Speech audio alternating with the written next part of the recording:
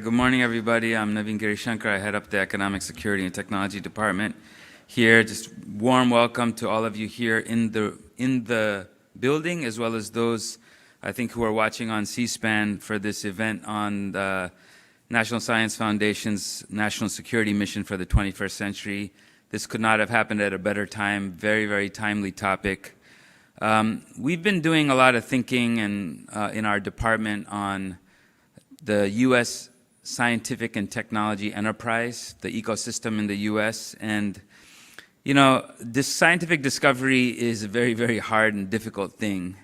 You know, experiments confound, hypotheses fail. It's the long, arduous task of discovery. And it's even harder to then translate those discoveries into commercial and factory output and commercial goods and services that would drive innovation and growth. And yet we know that it is essential to do that. And so that's why ecosystems are important. All the institutions that come together to make that work. And for decades, the National Science Foundation has been the load-bearing wall of the U.S. scientific ecosystem. And we know that, those of us who've been watching it, it's really important for the American people to know that and to know how it continues to be important. It's about giving discovery, which is a messy process, purpose and pace and scale. And we're very, very excited about the conversation today about the national security, the economic security dimensions. Obviously, what's happening is not only multiple technology revolutions that we are in the midst of, but there's also a accelerating technology race, including and in particular with the PRC.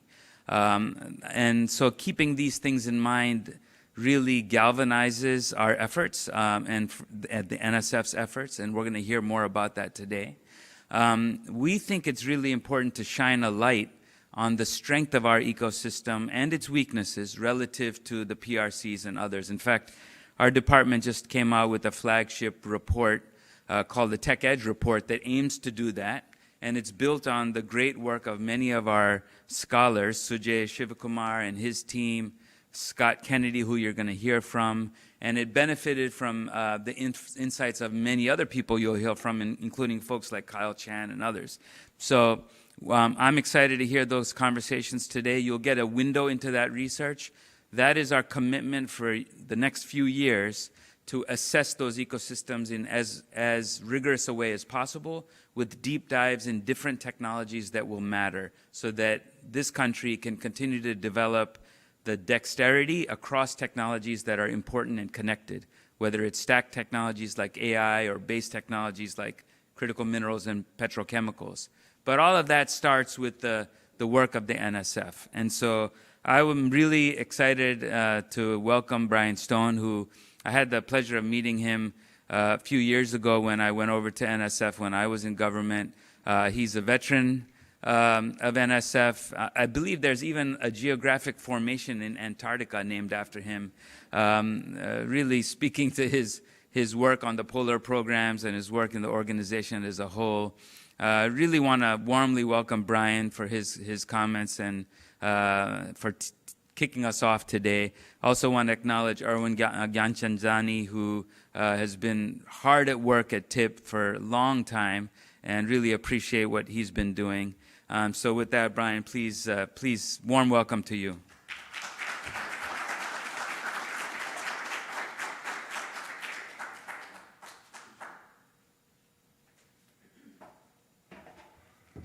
Well, good morning. Thank you. It's a pleasure to be here. Naveen, I'll just, since you brought it up, I do have a feature name for me in Antarctica, but it's Stone Ridge. And when you're, that could be anybody's. So, well, first of all, let me say it's a pleasure to be here at the Center for Strategic International Studies. It's my first time here. It's also my first time on C-SPAN, so I'll say hello to the C-SPAN camera. Thank you for 50 years of great coverage of Washington, D.C. We have 4 exciting panels coming up today. These conversations on China's R&D systems, science for economic security and national security, and the policy roundup ahead are exactly the kind of conversations that we need to be having yesterday, today, and tomorrow. So thanks for being here. We're all here because we care about the topic. Every generation of leadership will tell you that national security is increasingly shaped by leadership in science. As if this is a new development and now is the time to act. Every generation says this. There's no time more important than the present to do this. And the fact is that national security has always been at the center of science and technology development. May 1863, Abraham Lincoln sets up the National Academies because he feels like he needs advice to win the Civil War in science and technology. So it's always been at the center. Science and technologies has always been there helping national leadership make smart decisions about the future of how to keep their country safe. It's where we get our strategic edge. It's where we out-innovate and where we out-compete our adversaries. Strategic competition, especially with China, which is what we're going to talk about today, among other things, is no longer playing out in these traditional domains. It's playing out in S&T areas like AI, quantum, biotechnology, advanced communication, advanced manufacturing, and these broader systems that are really focused on moving things from the lab into the practical space. We all know, it's our ability to get things out of the fundamental area and into the practical area that's our advantage. And other people are very, very good at that. I'm going to talk about 3 ways that NSF contributes to national security. The first is that supporting national security has always been part of our mission since day one. The Organic Act of NSF talks about supporting the national defense. It's just baked into what we do. The second thing is that NSF has always helped to develop and understand the technologies that power national security. If you don't understand the technology, then you cannot use it to your best advantage, and that's something that NSF is very distinctly placed to do. And the third is that NSF has and continues to support the workforce of the future. That's extremely important. We have to have a generation of scientists and researchers and people that can go into these fields, and that's one of the things that we definitely support. So as far as our mission goes, Congress charged NSF with not only advancing science and economic prosperity, but, as I said, helping to secure the national defense.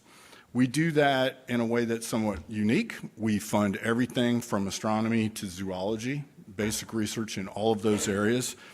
And we do that because breakthroughs can come literally anywhere. When you fund discovery research, you don't know what the implications of that research are going to be when you support it. People frequently say to us, well, just fund the good stuff. That's like saying, go and pick all the stocks that are going to go up. You don't know that.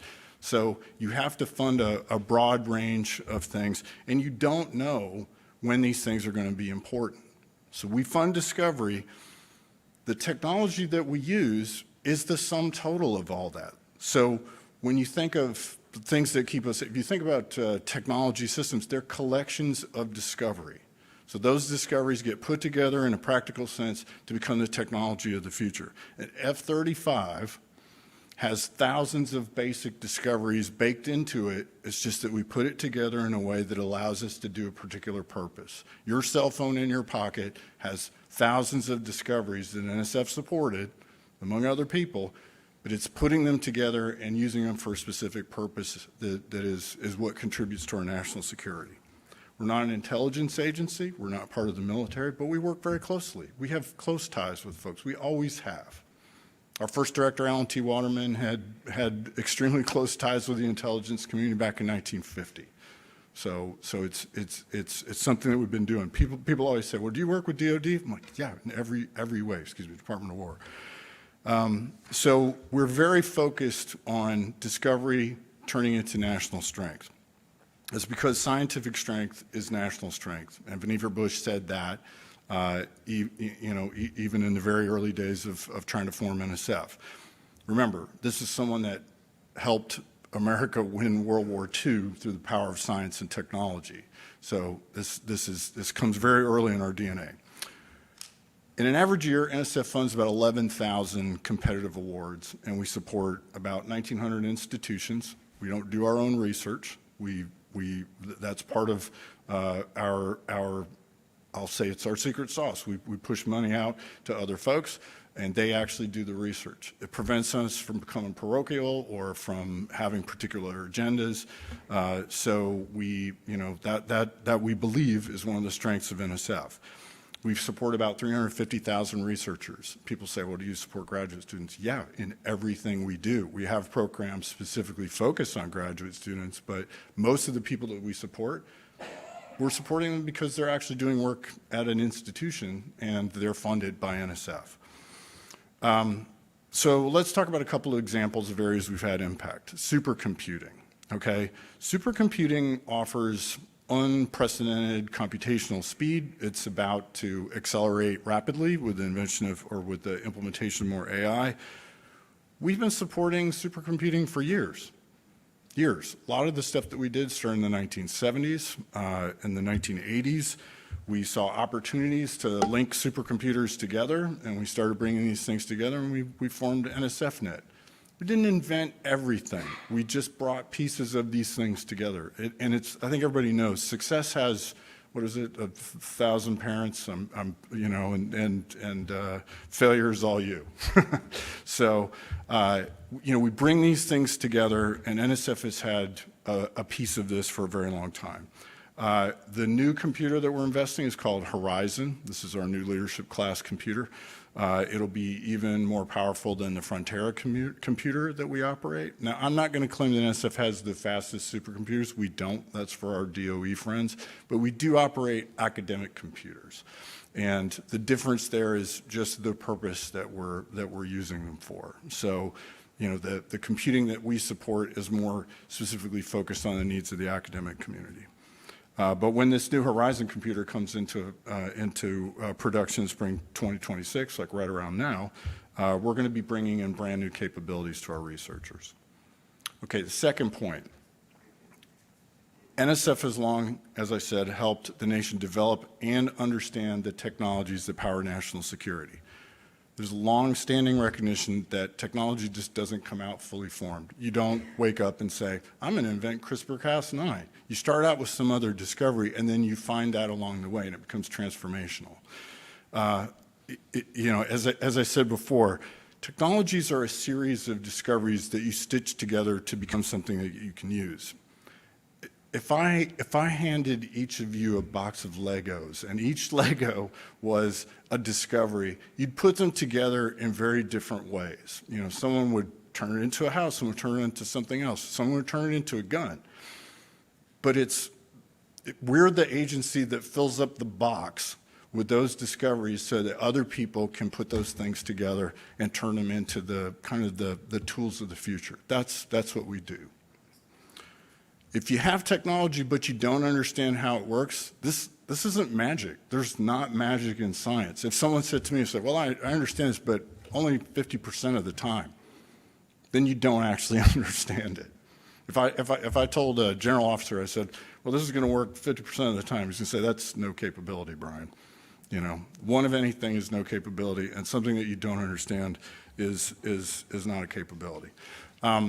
In the 1950s, I'll share with you this, I was doing some research for this talk. In the 1950s, the now Department of War was very concerned that the Soviets were going to weaponize weather against America. Remember, these are people that went through World War II. They saw what weather did to armies in Europe, and they were very concerned about this.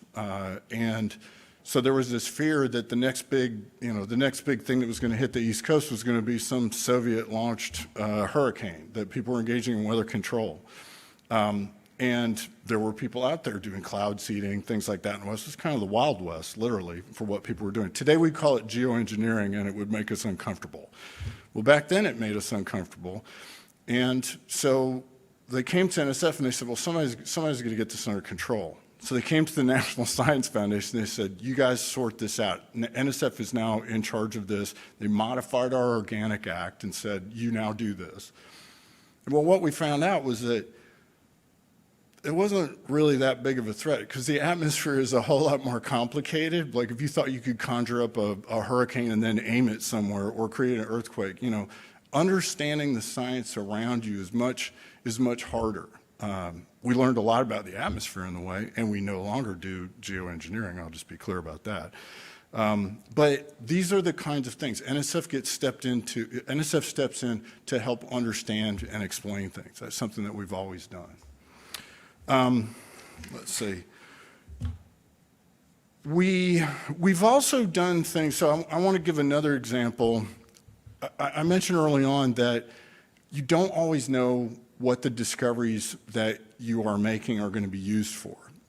3D printing, for example. Everybody knows 3D printing is a multi-billion-dollar industry. And we like to talk about this in NSF because we funded some of the very early technology on it. But we funded things like, at the time, you need a digital model of something in order to be able to 3D print it today. That was something that we helped develop. That was a new concept. The idea of printing things in layers and additive manufacturing, that was basic research that NSF-funded researchers put together. So today, when you put all those things together, today someone forward deployed on an aircraft carrier can print parts for the ship that, that they can't get any other way. So basic technology, basic science fuels technological developments in the future. I guess the other piece that I want to talk about a little bit is in this space of understanding and developing technology, one of the concerns people have is that NSF is somehow moving away from this mission of supporting basic research. They'll say, oh, you're moving, this tip stuff is moving into the applied space. I don't like that. Other people do that. We're not moving out of the basic discovery space. What we're doing is we're focusing our research around particular topics. We're creating the conditions under which these discoveries will take place. So if, Erwin will talk about this later when he talks about the TIP stuff. TIP is doing these regionally focused activities where they're allowing states, companies, municipalities to kind of re-envision this ecosystem concept around a particular topic, and then they're going to do basic research around that. It's not an abandonment of basic research, it's just it's focused around a particular topic. We're still going to launch 10,000 ships, whatever we do every year. We're going to fund basic research. But being focused about how we do it is not abandoning basic research. And I think that's, I know people are very concerned about that, but we see a lot of basic research development in the work that we're doing. So. We've got our national AI research institutes that maybe some of you have heard of. This is an example of that. We've got 29 AI institutes all across the country that are doing focused AI research around these kind of topics. They're doing basic research around agriculture, water, any number of topics. And that, to us, is very exciting at NSF. We've seen a huge amount of private investment in that. We've seen multiple other federal agencies. 4 of those are funded by the U.S. Department of Agriculture. So we've been able to really magnify a lot of our investment there. The last thing that I want to cover is this idea of workforce. So as I said, NSF supports about 350,000 folks every single year. We have numerous programs that are specifically focused on creating more opportunity for people in the workforce. For example, around AI, we've got the Presidential AI Challenge. We've got the National AI Research Resource, which is one of the things that we're doing to essentially start harnessing the power of AI for science. You hear, some of you have probably heard Undersecretary Gill talk about the Genesis mission and the importance of AI for science. We're starting to do that. We are doing that through the National AI Research Resource. There's over 600 projects, most of which are, I think only 40% of which are actually doing work on AI. Most of them are doing work on other topics. So it's a pretty exciting time, and we're engaging. In fact, we had a meeting in Crystal City. Almost 50% of the people in the room were either students or teachers that were talking about engaging on this. So to me, that was pretty exciting. 50% of the people in the room. We have other programs, Tech Access, AI Ready America. You'll hear more about that today. The real issue that I think we're all grappling with is we have to create the talent and we have to create the opportunities here in America. You know, the question is not, is there going to be a biotech hub or an AI hub or a quantum cluster? We know there's going to be one of those. The question is it going to be in Shanghai and Shenzhen or Chicago and Charlotte? Okay, that's what we really have to face. We want it to be here, okay?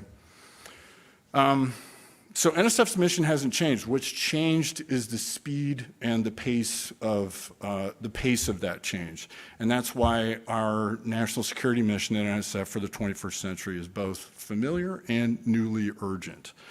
The last thing I want to leave you with before I finish, I just want to share one story here. And this is actually, I'll say, is a workforce piece. As Naveen said, I spent 26 years working in the Antarctic program. And that means we run McMurdo. One of the things NSF has run since the 1950s, McMurdo, South Pole Station, Palmer Station, and the Peninsula. And there's a lot of people that have cycled through that program. It's a small community of people. And it's definitely a lifestyle. That's either your thing or it's not. It's my thing. And there have been countless people that have gone on to do other things. So today there are 4 astronauts headed to the moon. And one of them is Christina Cook. I met Christina 20 years ago when she was a science tech running experiments at South Pole Station. She wintered over. We fund research at South Pole. She was running those experiments because the scientists can't be there over the winter and run these things themselves, so she ran a suite of experiments. She also was our cryogenics tech and kept the telescopes full of liquid helium. She has gone on to do amazing things as an astronaut and a scientist and an engineer. And she's about to be the first woman from America and this planet to go around the moon. And to top it off, she invited a bunch of people that she wintered over with to the launch the other day, and they were all texting everybody and telling them how great it is. So, like, it doesn't matter, like, how far you go. It's about the people that support you along the way. So if we at NSF have had any role in launching, sorry, bad pun, but launching her career, that's success. So thank you very much, and I really appreciate the opportunity to talk to you today.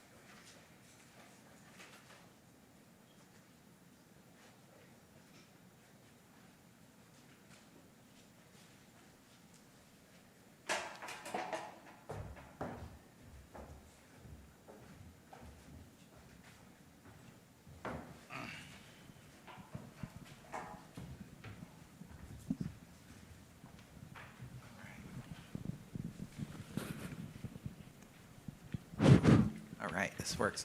Well, good morning, everybody. Welcome to CSIS. I'm Scott Kennedy. I'm the trustee chair in Chinese business and economics here at CSIS, and I'm delighted to have all of you here in the room and all of you watching on TV or your whatever kind of screen you have, big or small, for today's event.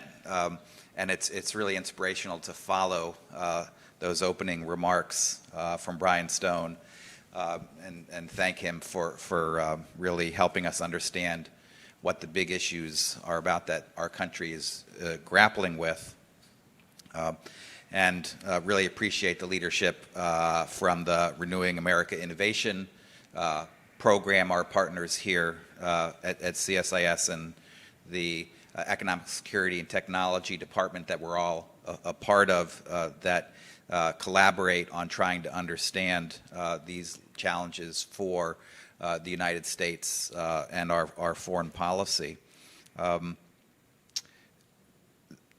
Today, in this morning's panel, we're going to talk about something that's both inspiring but also really challenging for us, which has to do with the trajectory of China's innovation ecosystem and what that means for the United States and how we should respond.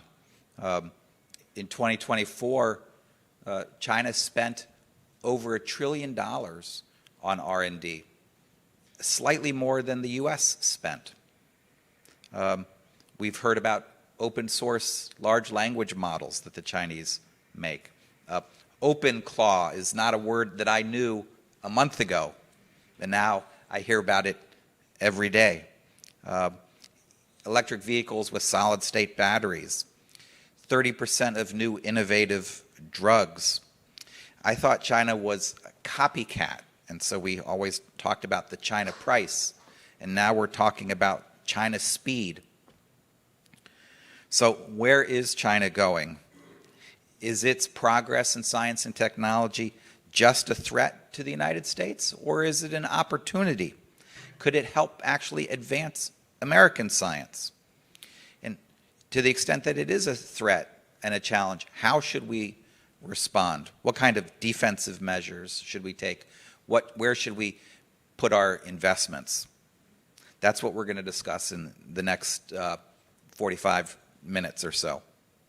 At CSIS, as was mentioned earlier, we focus every day on these issues. The Economic Security and Technology Department, of which I'm a part, RAI is a part, all of us collaborated on a report that was issued in January called the Tech Edge, which looks at the long game for the United States in R&D and with regard to China and other countries and compares. I then followed that up a few weeks later with another report, sorry for advertising, called The Power of Innovation, which just looks at China in all of its dimensions of technology development and what that means for its international power and what we should do. So CSIS is focused on these issues every day. But my role this morning is to have a conversation with two of the country's top experts on China, technology, and national security. We are missing one person who was going to join our panel, Jimmy Goodrich from the RAND Corporation. But I need, if any of you have Scott Kirby's phone number, he's the CEO of United Airlines, and could ask him to extend the quality of Wi-Fi on United flights, because Jimmy is now on a flight back to Washington because of changes. I think people know there's things going on in airports in the United States these days. So we're missing him, but luckily we have two other fantastic experts. Kyle Chan is a fellow at the Thornton Center at Brookings Institution just up the street. He most recently was a postdoc at Princeton. He has, if you haven't seen this Substack column, you have to read it, High Capacity. It really is some of the best analysis on what's going on in China in science and technology and what it means for the rest of us. And I would just say, Kyle recently joined Brookings and joined the Washington policy community. He is a generational talent. He is a generational benefit for the policy community here in Washington, and I'm really super glad that you're in Washington and that you're on the stage with us today, Kyle. Jeanette Chu is with the National Foreign Trade Council. She's their vice president for national security affairs. She is previously a longtime official with the U.S. government in the Commerce Department. She has more knowledge than anybody in D.C. about what it is like actually to implement export controls in actually on-the-ground verification. So she's been in China doing that, and now is providing her support to the NFTC. And she's also a non-resident in my program here at CSIS. We're going to have three parts of our conversation this morning. The first is, where is China headed and why? The second, what about how effective are U.S. defensive measures? And third, what about going on offense? So the protect part of things and the promote side of things. So let's just first look at China's science and technology direction. When I think of technology leadership, I think of being at the cutting edge, ecosystem, manufacturing at scale, and diffusion. getting all of those things in people's pockets or getting them to use them. Let's start with Kyle. How do you grade China on its technology leadership and where it's come? So overall, I would say that China is today a global science and technology powerhouse.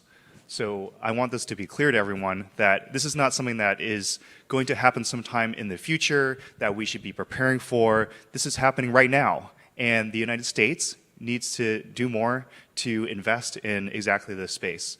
And what's really crucial to understand is you can look across all these different metrics. You can look across patent filings. You can look across scientific publications. You can look at the quality of universities and university rankings globally. You can look at the sheer number of STEM PhDs that China produces every year on the order of tens of thousands of new PhDs. You can look at specific technologies, specific sectors, whether you're talking about AI, quantum, biotech, robotics, or what they call embodied AI, sort of physical applications of AI. You can see the effects in terms of their rollout for autonomous vehicles, their efforts in commercial space, for example, and trying to create their own version of SpaceX that has relaunch capabilities. So you can drill down into each one of these areas and you will see Chinese organizations, companies, universities close to, if not at the global frontier. So just to emphasize, overall, the picture here is one where we should not be complacent, right? I think we're used to a world where the United States has been the leader in all the areas that I was just talking about. And we can take it for granted that we will always be number one in all these fields. And what's really been changing is the kind of focus in China where technology, science and technology is not like a section of the newspaper that is one, along with the sports section or whatever. It is absolutely central to their strategy for the future. That is, they see it as the bedrock for their military capabilities, for their economic growth in the future, especially given that a lot of the previous drivers of economic growth have started to slow down, like real estate or infrastructure. They see that innovation is going to be the key to driving future growth and creating also the high-tech jobs of the future as well. So how would I grade China's performance today? I would put it at a, out of 10, like a 9 out of 10 with some room for improvement, but very formidable, and we should be paying a lot of attention to what they're doing. Thank you, Kyle. Jeanette, you've been following Chinese S&T for quite some time, so you've looked at the arc of where China is headed. Does that look like the same China to you that Kyle just described? In some regards, yes. I 100% agree. They're there, and we slept on it, frankly, with significant room, probably a little bit more, because I don't think China's stopping at 10, right? We're grading on a 0 to 10 or 1 to 10. China's framing this as there's no end in sight. So that's the way that we need to conceptualize this as well.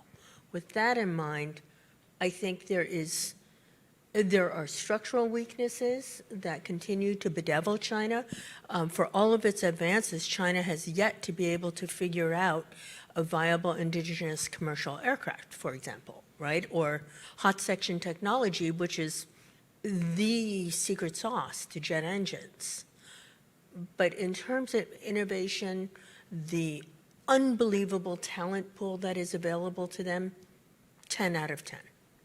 Wow, that's really quite different from when I first started going to China in the late 80s. No private cars. Calling the United States was like a call to the moon. The folks there who are on their way there now, it takes several seconds for the signal to go back and forth, and of course, so many other changes. Does China's success? We've heard about intellectual property rights theft and lack of protections and an educational system which isn't encouraging of innovation and corruption, all of these kind of things. How did China overcome these obstacles, or do we overstate the significance of those kinds of environmental, institutional factors in driving innovation? Yeah, that's a great question because those factors are real. They have historically been true about China. Those are still issues that China is grappling with today. So, for example, a corruption in national investment funds and waste. That is still an ongoing problem. Also trying to rein in overcapacity and trying to wrangle some of the overinvestment in certain areas versus others. These are ongoing issues. But one thing that's really important to understand is that these are not the only factors that have been driving China's innovation over the past, especially the decade or so. That they are a part of the story, but it's important to understand that there's a broader ecosystem story here that is really driving what we are seeing in the world. That it can't all be stolen tech, and that's why China is able to produce electric vehicles that we can't make and have battery technology that we don't have. You know, how would you explain that if it was just all copied or stolen from American IP? Similar stories in other spaces. So I think that what we need to understand is while those are ongoing issues and that we should try to address these and make sure that we're enforcing patent rights, intellectual property rights, that we can't use that as an excuse to say that, oh, okay, China just copied or stole everything and there's not really a there. There is actually a fundamental capability that they're developing and that we should take very seriously. Jeanette, in looking at all of the areas in which the Chinese have made progress, is there one in particular that is particularly surprising to you that was like, oh, this really is a game changer that changes how we ought to think about the country? Also an excellent question. Just following up Sure. on the previous question, when I was at the embassy in China, one of the things that we would say when wrangling with them about intellectual property was, China's going to care about this when they have their own. And we certainly do see that, right?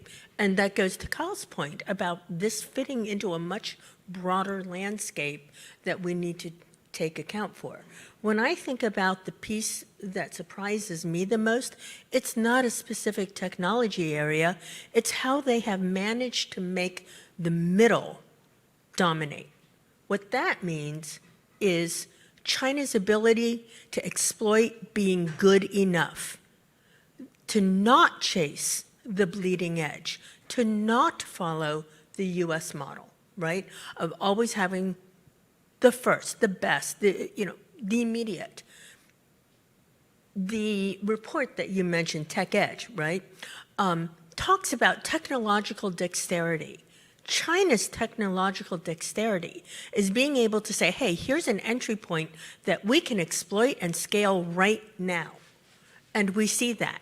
And that is, in some ways, what makes the whole conversation around things like exporting AI chips or enabling data centers or trying to quote-unquote control, which I know we'll talk about later, so very challenging.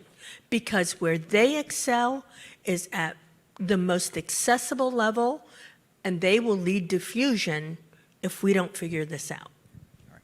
So I want you to follow up on this, but because I'm an avid high-capacity reader, and everyone else should be too, you just recently talked about this specific issue with regard to AI, right? And the ways in which China is making progress with AI, not just AI as a product, but how it is being applied to many other sectors through what they call AI plus. Can you say a little bit about that? And of course, anything else you want to follow up with what Jeanette said? Yeah, so what's really interesting in China's AI space is that they're not running a single race to just AGI, right? I think there is, in some ways, kind of an obsession here in the United States about reaching AGI, about scaling up compute, more and more massive compute clusters, building out data centers, and hoping that the scaling laws will bring us all the way to AGI. In China, there are some Chinese AI labs that talk about AGI, some founders that have discussed this, including the founder of DeepSeek, for example. But I think what's really interesting about China's AI space is they're trying to pursue success on multiple dimensions all at once in AI. So that includes, yes, trying to create foundation models that have impressive performance on the key benchmarks. They're trying to keep up with the performance of our top AI models, for example. But they're also looking at diffusion, applications, trying to boost adoption. And that's why, for example, their open source strategy is so crucial and quite different from what we see in the United States, where most of our models are proprietary. So you have to pay by subscription or you pay for API access.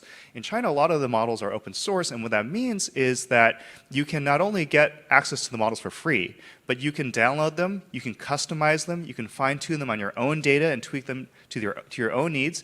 And that makes them actually very popular, not just across China, but outside, across the global south, in Europe, across Asia, and even here in the United States as well. So what's really important there is to understand that it's not just about having the biggest and baddest models. They're trying to do that too, for sure. But it's also about trying to find ways to get AI into the hands of more users, into the hands of more companies, into the hands of educational institutions.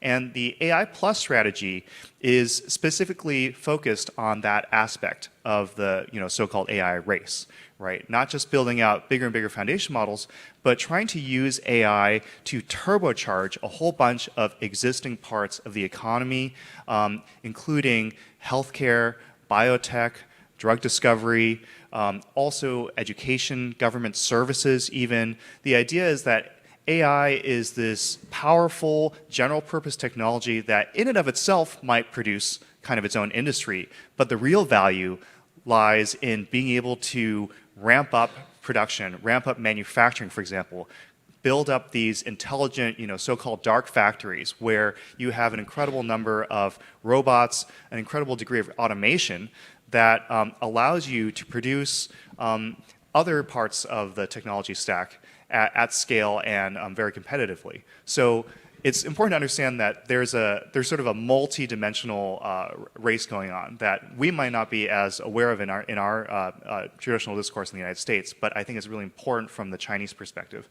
Yeah. I'll just say, having visited a Chinese EV battery factory last year, the factory was 95% automated, and the automation wasn't just about inside the factory, it was how they connected to all of their suppliers and different parts of the ecosystem up and down in a way that is unusual actually with a lot of American factories and productions and supply chains. So it's not just that you have clusters where folks are physically within the same town, but they're actually all part of a system of sharing data and information that makes their connectivity even more powerful, so that you can do just in time, but still at very high quality. If we could, Jeanette and Kyle, turn the conversation to American policy. And I think, over the last 8 years, since 2018, the U.S. has changed a lot of policies with regard to export controls, investment screening, and other areas. So we reformed our export control laws and investment screening in 2018 pretty significantly. In 2022, rolled out a major initiative with regard to semiconductors and semiconductor equipment. Pretty broad, and we've now expanded to a variety of other areas with regard to data security, et cetera, because as much as we'd like to cooperate with the Chinese, we're also strategic competitors, right? We have national security conflicts with them, not just the Taiwan Strait, but in other areas as well. And can you say a little bit about this transition that the U.S. has taken over the last 8 years, the sort of the logic behind it, and then as we gave China a grade on its innovation strategy, how would you grade the U.S. on its protect strategy? Wow. Sorry. That's actually a fantastic question, and I would be so curious to hear the collective grading in this room. So the changes in national security policy, first and foremost, was really that sense that economic security was some aspect of national security. That has now morphed into economic security is national security. On the protect side, when we look at certain tools, whether that's investment security screening or export controls or even inbound controls, such as what we're seeing from the Federal Communications Commission, for example, right, in banning all foreign-made consumer routers, what we all have in our homes, new ones, I would add. It's not asking you to rip and replace what you have in your house. It's a shift to looking at how do we apply and move each one of these levers up and down. Some have been successful, more successful than others. That's to be expected. So in terms of the use of all of these tools, I give that a really solid B, just because things get through. For example, the chips in the most recent BIS enforcement action, right? That is not a policy failure. That is an enforcement success. And that is very different. The other thing to consider when we look at this arc of policy change over the past several years is that so much of this has been driven, and Scott, I'm going to retaliate by saying you hear me repeat this in your sleep, is that we hyper-rotate on China at the potential risk of missing other threats, right?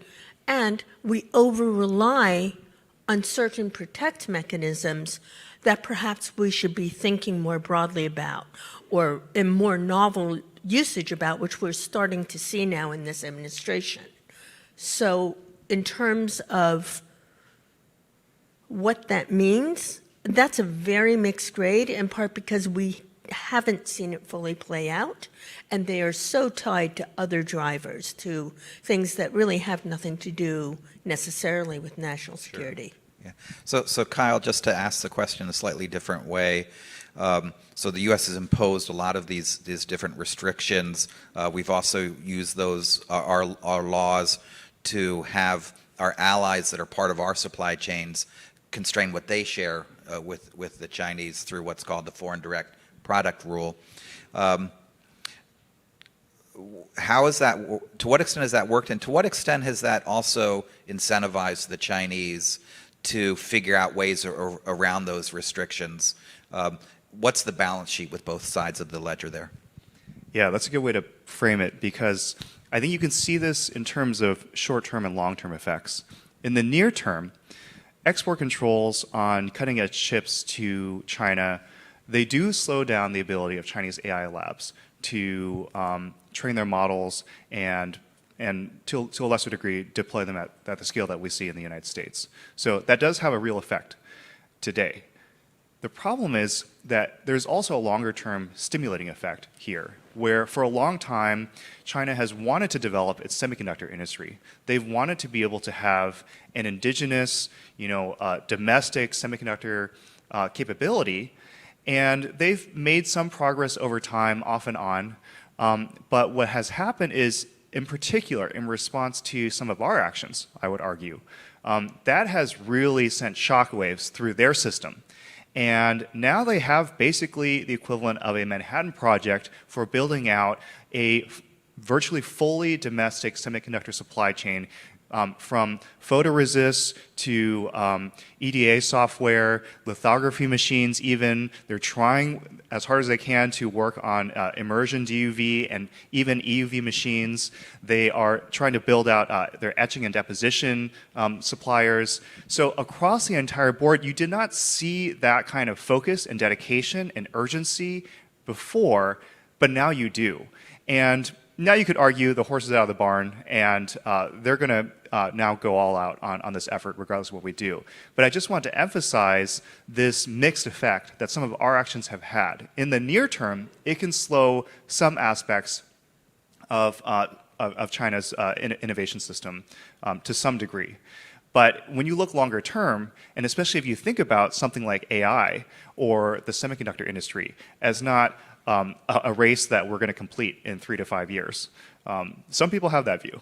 But if you see it as a longer term effort, then this is an area where I think that on balance, this may end up having a boosting effect on what China's trying to do. Keep in mind, they've struggled for a long time in trying to convince their own AI companies to work with their own chip makers. So in a way, this kind of closes the loop and encourages them. And hearing from some of the Chinese AI labs directly, they will tell you that now they feel like they have no other choice but to work with their own domestic chip makers and to not just optimize their models for inference on day one on Chinese AI hardware, but even to get down to the training level. And so the long-term effect, I think, remains to be seen. But I worry that we don't fully account for that. We can feel like it's a win today, but we may be sacrificing on the long term. Yeah, let me ask another element of this to add one more kind of nuance, which has to do with the defense protect strategy and idea of de-risking small yard, high fence. I thought one of the assumptions of that was we're in the lead. We're the ones that have the advantage across the board, and we are identifying those specific areas with the most pressing national security relevance to restrict. Does this strategy, what does it mean when we're in a world that you all just described as China is a technology superpower that also has amazing capabilities? Is a strategy of defense need to adjust in a world where the Chinese have pretty high capabilities as well? Scott, I have to confess that I was never a tremendous fan of the small yard high fence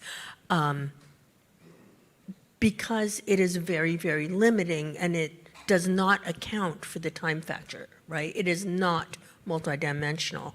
And in fact, the fabric of technology is absolutely multidimensional. We've heard, Dr. Jones talk about all the 4 dimensions. I think one of the biggest shifts that needs to happen is away from thinking that 1 or 2 choke points is good enough. We know what our crown jewels are. In semiconductors, it's lithography, right? And so we protect that. That's what the October 2022 semiconductor rule was all about. Identifying a vulnerability, a choke point, and then being able to address that in a way that, to Carl's point, sent literal shock waves across China. But what it also did was made them double down on pursuing almost single-mindedly technological independence.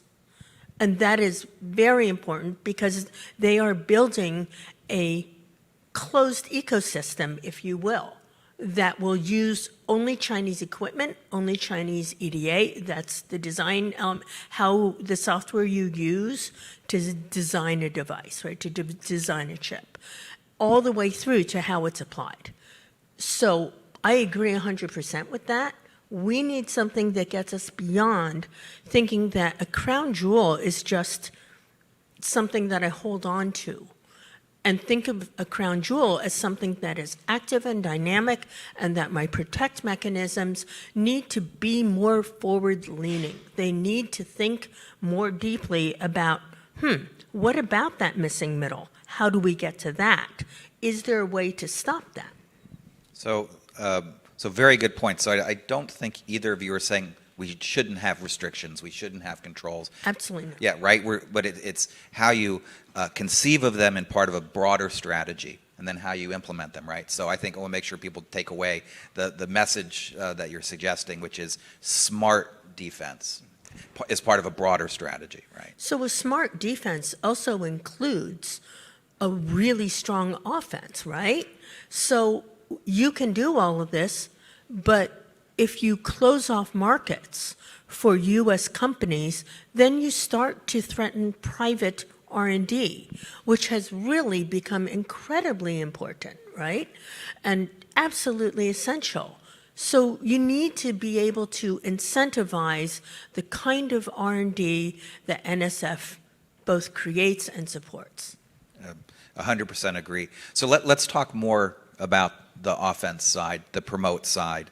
And we've, traditionally thought, the secret sauce of the United States is our free markets, our university system, our national labs, venture capital, strong protection of IP, as we mentioned before. But now there's a huge discussion about industrial policy, and we had the CHIPS and Science Act. In addition to those defensive measures, we also announced a variety of investment initiatives. How much confidence do you think we should have in the original approach, and how much does it need to be augmented by industrial policy? Should we see this as an industrial policy race between us, the United States and China, or should we go back to, what was the source of our success for a long time? Kyle? Yeah, that's a good question, because one can go too far in terms of seeing what China's doing and saying, wow, that's actually quite impressive. Maybe we should be doing some of those things here at home. That, I think, is the wrong approach. There are some interesting lessons to be learned from the Chinese experience, both good and bad. But one thing I would emphasize is for the American innovation ecosystem, there are multiple elements, as Scott had pointed out. There are our incredible private companies. There is our VC ecosystem, which is the envy of the world, right? There are our deep capital markets, our universities, which, even though I earlier said that China's universities are rising up in the rankings, when you look at the very, very top journals, when you look at the biggest sort of breakthrough research papers, a lot of that is still coming out from our universities, and we should keep that up. But at the same time, though, one element that I feel like sometimes gets underplayed in this whole American innovation story is the selective support from the government in terms of the National Science Foundation, in terms of the DOE and the national labs, in terms of, there's some agencies, obviously, that have a much higher profile, that you hear about them in the news, like NASA and the incredible Artemis program, and going back to the moon, or maybe even beyond. And that should rightly be celebrated. But in many ways, it's the stuff you don't see behind the scenes that enables everything else to be built, right? So the VC ecosystem, the startups, the incredible AI companies in the United States, those are all built on a much deeper foundation, a longer pipeline of investment in basic science, basic research, working through sort of aspects of the commercialization pipeline, the so-called valley of death, where you're trying to get from prototype to scaling up production and actual commercial viability in the long run. These are all areas where the market is not perfect, right? And those are areas where selective government policy, selective government support in a strategic way, right? So not just taking over companies or pursuing a Chinese approach with American characteristics. That I don't think is the right strategy. But a smart, selective approach to helping boost what I think are already our existing strengths. That's what I think we should be focused on.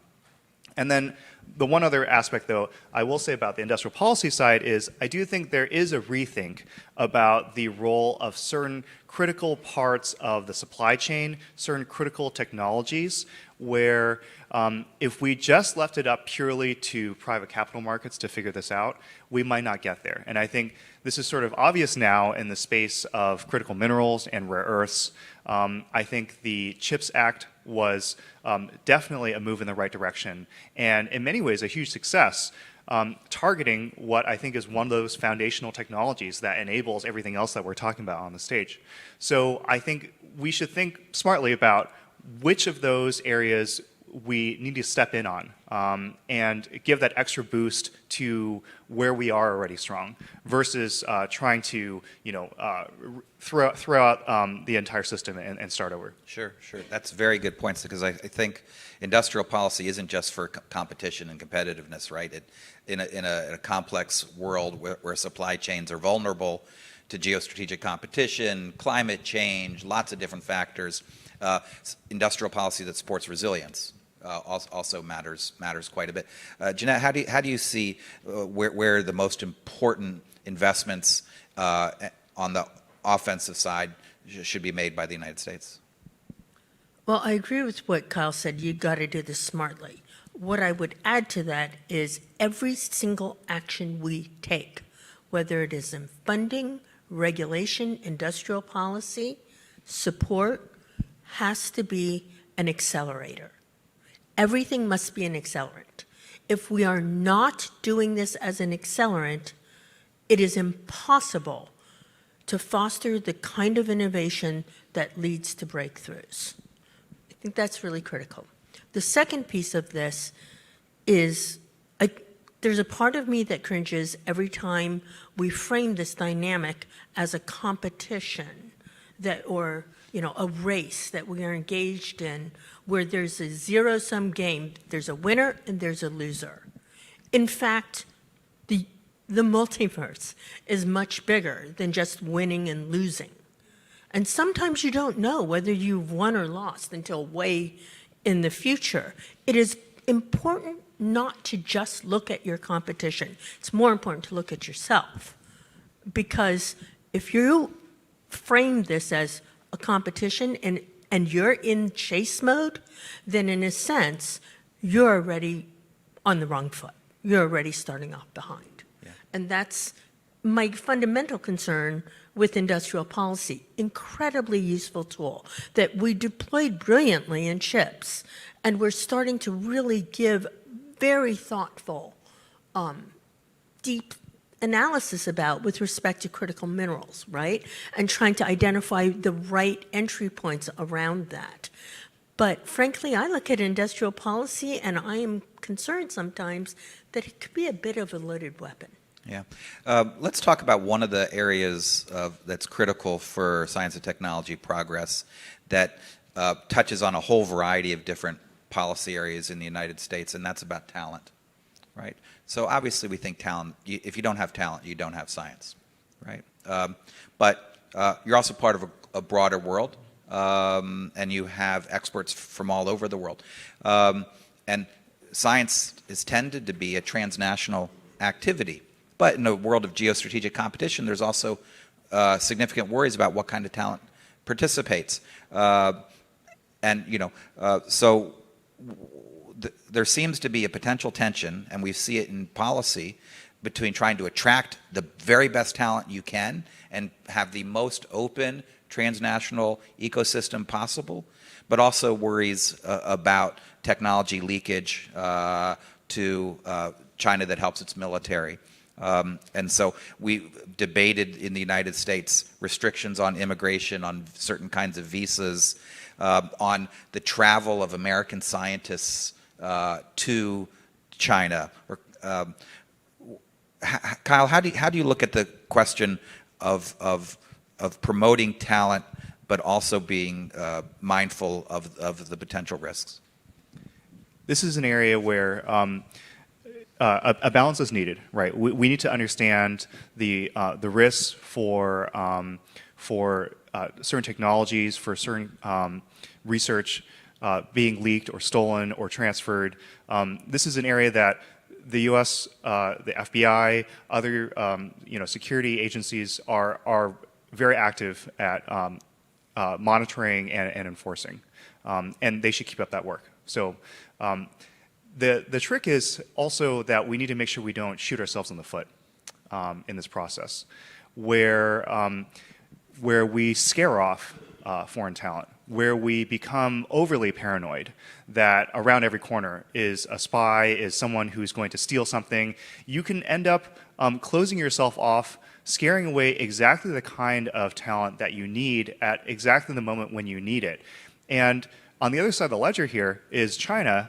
They are really focused on talent. They talk about talent all the time. They're very conscious of the war for talent, of trying to get the best scientists and engineers from around the world to come to China to become professors at Chinese universities or to even start their own labs. They offer special incentive packages where you can start your own lab in China and do the kind of cutting edge research that you might feel like you can't do elsewhere. So they're very active about trying to win this battle for talent, and I think that we should be careful not to sort of like support that effort in a sense where we are scaring away or making life much more difficult for our foreign researchers and our researchers more generally. So, you know, in all of this, you know, these are complex issues. There's not a single, you know, if you lean too far in any direction, I think you're missing sort of the bigger picture.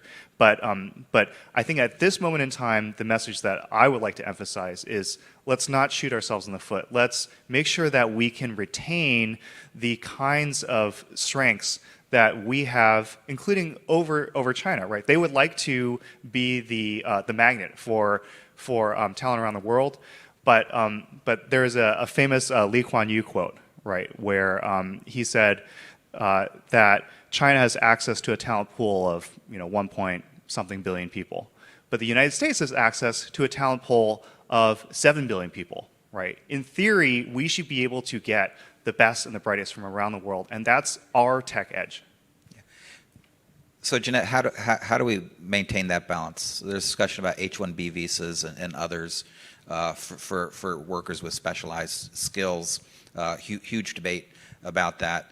But you also hear about chilling effect at universities with foreign students, looking elsewhere. And basically talent de-risking from the United States. How should we adjust policy to achieve the balance that Kyle says is so important? First of all, we need to understand the cost of de-risking talent, because there is a cost, not only in the immediate term, but that cost amplifies over time. It grows. So that's one thing to consider. I think a lot about the brain drain, because our brain drain is China's gain. And if we are serious about this competition or about fostering technology leadership in the United States, we need to confront that, understand that, and apply and do this much more smartly. We need to take lessons from things like the China initiative, for example, and refine that, use that to not apply, for example, a peanut butter approach. China has its 100 Talents program. It's been very successful. Almost 20 years ago, I was talking to the first wave of returnees from the U.S. to China, and they all went back because of the kind of incentives that Kyle just described: your own lab, unlimited mice, unlimited whatever equipment you wanted. And I would talk to people who were buying equipment, and guess what? They were all buying the same lab equipment from U.S. manufacturers that they trained on as graduate students in the U.S. Now when I talk to people, it's not about that. It's about, I hate to leave this, I don't know if I can continue here. I don't know if this is the environment that is going to be able to incubate what I need to have incubated when there is not just a chilling effect, but almost a you're no longer welcome here sense. Just to foot stomp the points that you both just made, our innovation ecosystem is successful because of how open it is to international talent, although mindful of the protections that we need. And I would say actually the same thing is in China. If you go to Chinese pharmaceutical companies and other IT firms, Chinese AI leadership basically all worked and studied in multinational institutions. We both actually have benefited dramatically. And of course, the question is, if you want a high-scoring game of competition, then you're going to need access to the best talent. If it's just about defense, then you're going to have low scoring. Now, you may win and protect, but you may be still much less innovative. Let me just one final question, if I could, which is about where the U.S. and China are going to be in terms of their innovation and technology ecosystems. are we guaranteed, because of the strategic competition and China's growing strength, to actually fully decouple our science and technology ecosystems? Or is there a different path that we might pursue that would still actually maybe even more effectively address national security? Where do you think we're going, and where should we go in terms of that relationship, Kyle? Yeah, so I think that the competitive framing can be useful to kind of wake ourselves up and galvanize our own efforts, but it can also go too far in creating this very zero-sum picture of the world. And scientific research is a global effort. When you look at areas, especially like biotech, research on cancer therapies, when you look at AI research, right, a lot of this is inherently international, and it's very hard to draw a bright line in terms of national boundaries for some of these areas, and there are positive spillover effects. And so I think we should be aware that it doesn't have to just be, an us versus them kind of mentality. And in particular, I would emphasize that as we think about areas where we need to be more careful, where we do need greater security protections, and there's a robust discussion about that happening in Washington, which is great. At the same time, though, we should recognize that there are a couple trends pulling the U.S. and Chinese research communities together, actually. New emerging technologies like robotics and physical AI actually are bringing the two countries together in new and interesting ways that American robotics companies are highly dependent on or work very closely with Chinese suppliers, because where else are you going to get the servo motors and joints and actuators to power your robots? So there are other areas too, like in AI even, where there is joint research being done across different institutions. When you think about something like AI safety, right? Why does that have to be a zero-sum enterprise, right? In theory, we should all, whether you're Chinese or American or any other citizen of the world, you should be thinking about, how do we make sure that these cutting-edge tools like AI, help people and don't cause the kind of disruption that we've seen in previous waves of technology. So these are areas where I think also when you see China sort of moving up the value chain, becoming more of a global innovator, right, there is not only more room to figure out how we might both benefit, but in some ways we will need to if we want to continue to see progress in our own areas of scientific research. Jeanette, I'm going to give you the last word. Thank you. I often talk about China and say China is not that map that is famously described by Chinese school children like as a rooster. China is all over the world in terms of its influence as well as its presence. So too is the kind of ecosystem that we should all understand. This is not a want, this is not a luxury. This is a life-sustaining essential to have scientific, technological, and engineering leadership has to have that global fabric. So to your question about decoupling, I uncharacteristically optimistically look for almost a full circle moment, because that is what it means for people all over the world to be able to not just survive, but thrive. In a city where most days it's gloom and doom and amazing worries, it's great to have a conversation that's inspiring and where we end on a potentially optimistic note about science and technology progress and perhaps continuing to push forward the frontiers of knowledge that will benefit Americans and also protect our national security at the same time. If everyone please join me in thanking Jeanette and Kyle.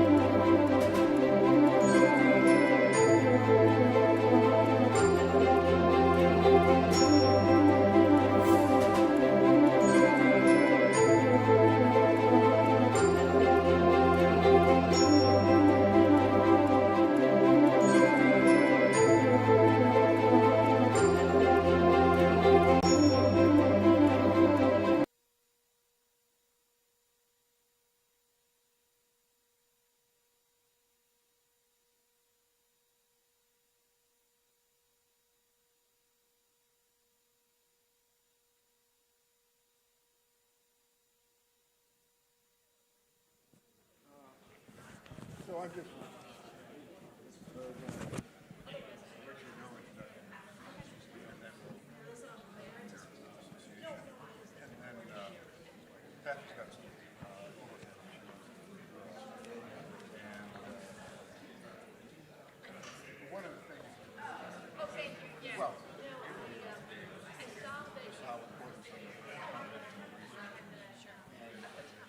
I want to ask you whether the connection is as good as it should be.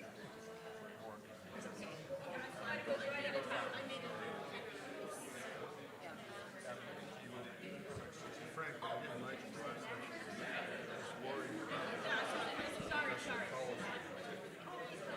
It always reminds me of the Victorian period when no one talked about sex education, but the population really did. We've been doing this since time immemorial.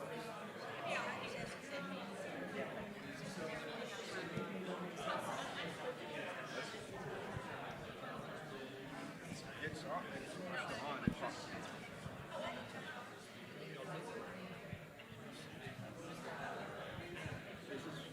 No making live for us. Or do we control? Yeah, but who controls it? It's on the control the mic, but it's on.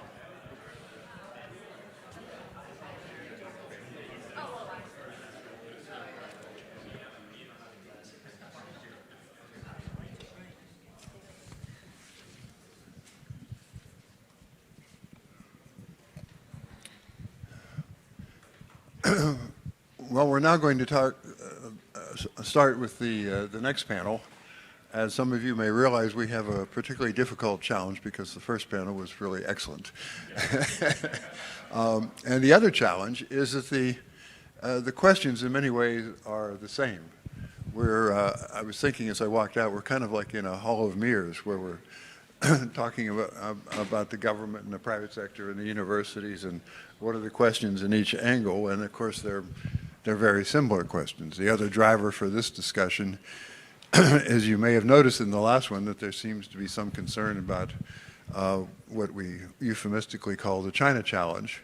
Although another way of thinking about that is the China model, not in the details. I used to joke in some of my talks to universities that and for those of you who are avid critics, could I say this is a joke, that the Chinese cheat. You know, their children are made to go to school and they're made to work really hard, and they fund the schools, and then they push them towards exams, and everybody works at it. And strangely enough, there's success at the end of that. When I would talk at some of the universities, well, in Ohio, we'll just say, and I would talk about the world competitiveness challenge and where we are. And at every one, there would be 40 or 50 Chinese grouped together on the left-hand side of the room. And outside the room, there would be large numbers of American students who were literally playing Frisbee. So that's how they saw what they should be doing at the university, and this is how the Chinese saw it. And I think that focus, you know, one of the things about East Asia in general is they didn't like the 19th century, and they don't want to make sure that the next centuries are not the same. So there's a societal consensus on investing in science, in investing in their companies and working together. Anyone who knows anything about TSMC, as some of these people very much do, are, you know, it's kind of a national enterprise. I mean, where there's enormous focus, enormous prestige for working at TSMC. So today we're really privileged. We have Taffy Kingscott, or Kathleen Kingscott, who is well, I don't want to hide anything. I think Taffy and I have been working together for longer than either of us should politely admit. But she's been an outstanding representative of IBM, and our director, Dr. Sujay Shivakumar, had the good sense to recruit her as part of our senior advisors. We also have Lori Self, a vice president at Qualcomm, and when I teach at Georgetown, sometimes I mention Qualcomm and chips, and you don't get much reaction until I say, well, it's in your phone, guys. It's the whole interconnected world that we live in. And Levy, who I haven't had the pleasure to work with as long, but he comes from a small company you may have heard of called NVIDIA, which used to do gaming technology, if I'm not mistaken, and now it does other things. And if you haven't heard about that, you're in the wrong conference. So could I turn to Ms. Kingston, or Madam Kingston, I guess I should say, for a few opening remarks. Sure. Thank you, Chuck. So thank you for having me. Thanks to Sujay and to Chuck, and nice to see all of you. I'm really pleased to spend a few minutes going through some slides that I put together. I'll try not to dwell on them too long because a lot of these points have already been made earlier this morning. So, one of the real questions that I think we should be thinking about for this particular conference is, why is science critical for economic security? We talked about national security earlier, but now economic security. And the bottom line, I think, is just what the first speaker from NSF said, which is that technology that we all live with today comes from science. And it's actually science is being transformed into real-life applications. And it drives our economy. Here are just a few examples of that. I was really shocked when I started looking into this about some economists saying that the AI investments last year accounted for 92% of the GDP in the first half. I couldn't believe it, frankly. So I looked around and I found other people who said the same thing. So I guess it must be true. And then the question came out, or the point came out, that if you took that AI investment out, we would have had hardly any growth at all in our economy. So that was kind of a surprise to me to learn that. And then if you look at some of the established companies that are based on technology, and I've had the pleasure of working with semiconductor companies for an awfully long time. That industry, semiconductor industry, last year was about almost an $800 billion industry. It grew about 25% in 1 year, and the forecast right now is to go over $1 billion. A trillion. Sorry, got my B's and T's mixed up. But that's tremendous growth. And if you look at another critical industry, whether it's biotech, it has the same, not exact same performance, but a very similar reliance on fundamental technology and on science. It wouldn't be there today as a $1 trillion plus industry if it weren't for the science that undergirds it. And then there's some other examples. I think somebody mentioned quantum computing earlier this morning. But this is a nascent industry, but one that is really projected to grow very quickly.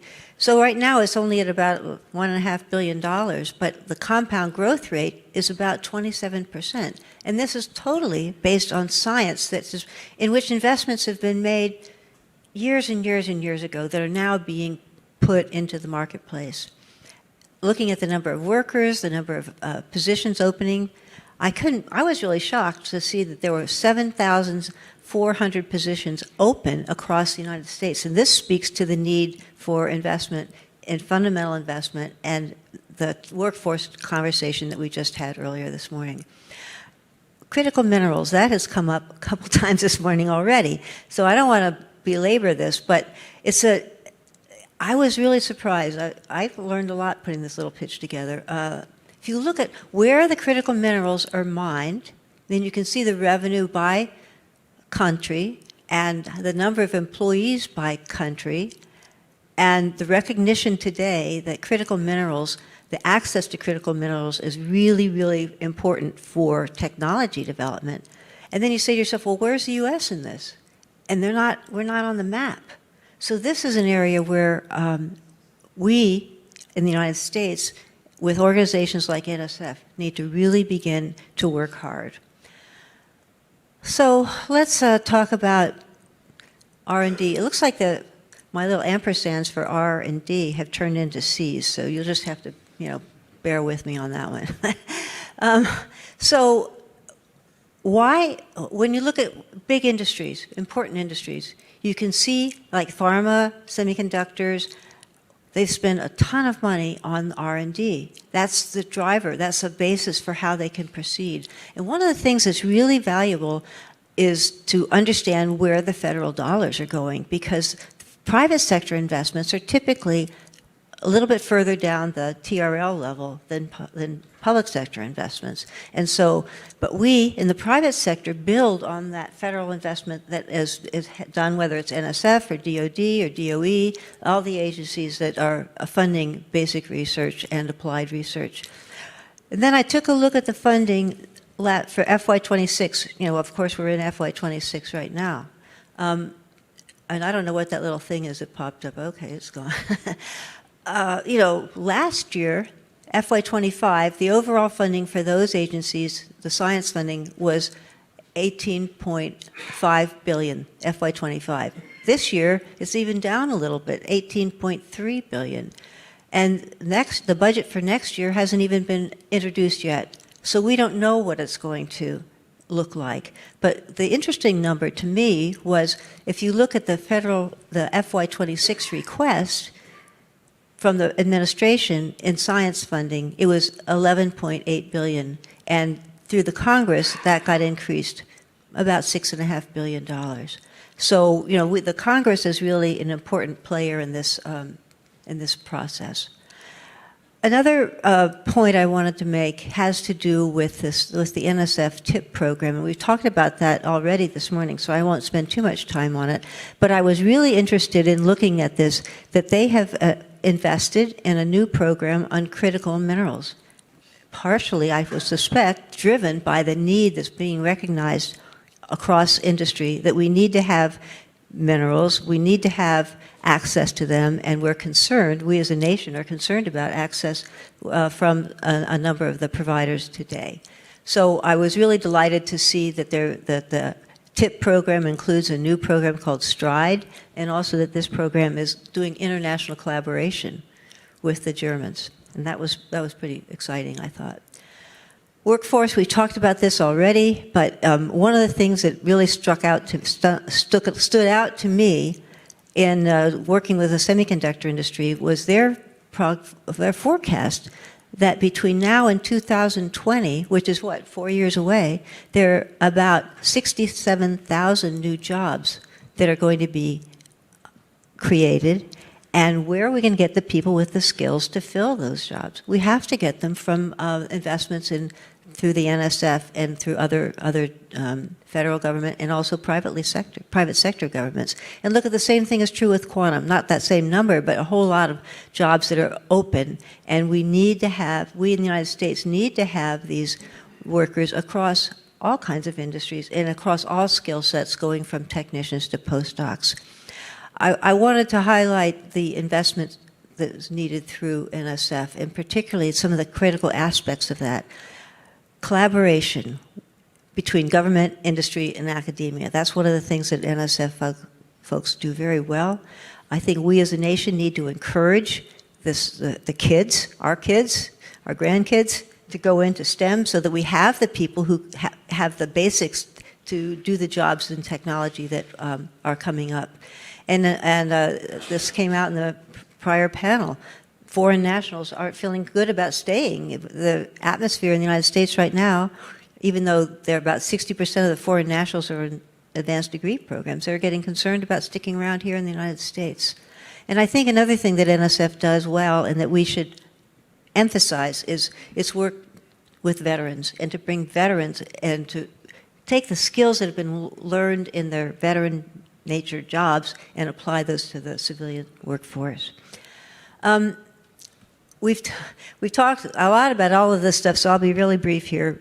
I think it's really critical to understand where the role of research is with respect to global economic growth, not just here in the United States, but elsewhere around the world. And as came through loud and clear in the last presentation, the rest of the world is not standing still. We have to keep investing. And if you look at, I was surprised when I looked at the EU R&D percentage of GDP.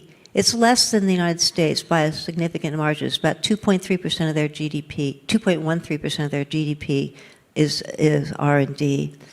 But their EU is trying to drive growth in other ways as well by putting together interesting trade deals with countries like India and Vietnam. I was really surprised to learn that India, for instance, has a program where they are working with foreign collaborators. Over 2,000 foreign collaborations have been set up just in the last 4 years. And they're working to reduce it, to grow through reducing their tariffs. Vietnam, the same thing. European Commission is really trying to stress buying from Europe, and we just need to understand the challenges that are ahead for us. There's one example that I'm familiar with of a global partnership is between Rapidus, a Japanese semiconductor company, and IBM. This has been working for 3 years now, since the end of December of 22, where IBM is working with Rapidus on 2-nanometer chip development and also on chiplet packaging. And this is a really good example of how doing research together globally can really drive innovation and economic growth.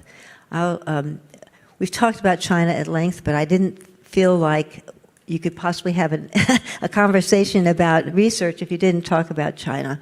One of the things that really struck me was that the Chinese investment in R&D as a percentage of their GDP is still less than the United States. The U.S. spends about 3.5% of our GDP in R&D. In China, it's about 2.8%. But they are growing, as we just have spent the last hour understanding. And I think there's a real interesting thing that in the Davos conference earlier this year, they talked about being a trading partner, not a rival, with the rest of the world. That's an interesting statement made in a very impactful economic forum. I think what's happening in Iran is a big question mark, because China is 80% of their oil, of Iran's oil goes to China, and China has made a huge strategic investment in Iran. So how this is all going to shake out, hard to say. So in sum, we just need to keep going and keep investing in R&D through NSF, so that we have the ability here in the continental United States for security, economic growth, jobs, etc. And I think one thing that hasn't really been mentioned is the opportunity for government at state, federal, local levels to work together on research and to collaborate, and particularly when you think about the local level, community colleges, and understanding the curriculum that's available in community colleges and how that fits into with industry requirements. I also think it's really important, at least from a company's point of view, if there could be less uncertainty. Because we're talking about really big investments, and nobody likes to make huge investments when you don't know what's around the corner. So as a bottom line, I strongly encourage us all to think about how research supports making America the best place to be in the world. And thanks for the time. Thank you, Taffy. Am I live here? Thank you for that overview. I think it's very valuable. And I think in some respects, everyone would like a little more certainty and stability. But I think we also have to recognize that may not necessarily be on. I mean, not only with our own political system, but also the world is full of surprises. And but there is, in some ways, I think we should be pleased. There's a widespread recognition of just how important the semiconductor backbone is for the for the world economy, and certainly for our own.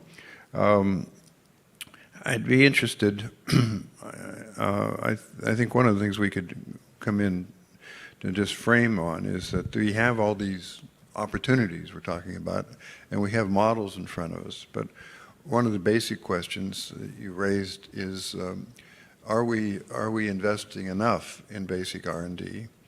And a related question would, why would a company as successful as Qualcomm or a company as successful as NVIDIA be concerned about federal investments in basic research.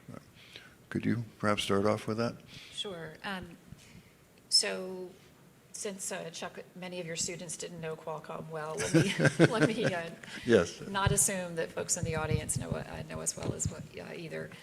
So Qualcomm, we were founded in 1985, and I'll get to your question as I talk a little bit about our kind of origin story, if you will.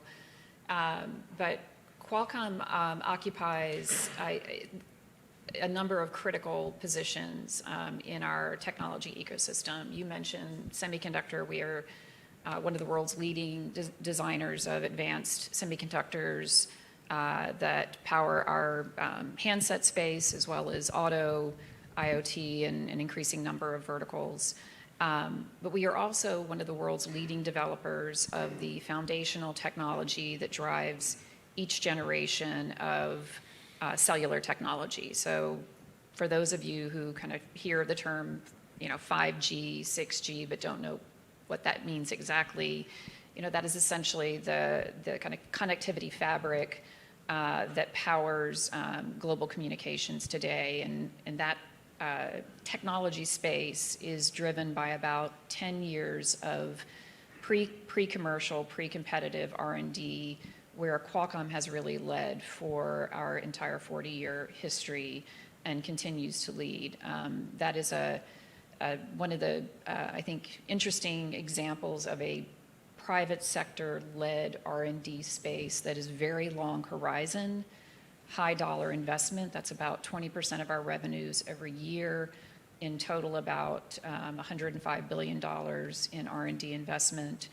And that technology ultimately drives a global standard that becomes the foundation of communications, and will continue to be the foundation of what will be an AI native communications platform. So as a company, we are also very focused on driving innovation in the AI space as well, and have been active in that space for about 15 years.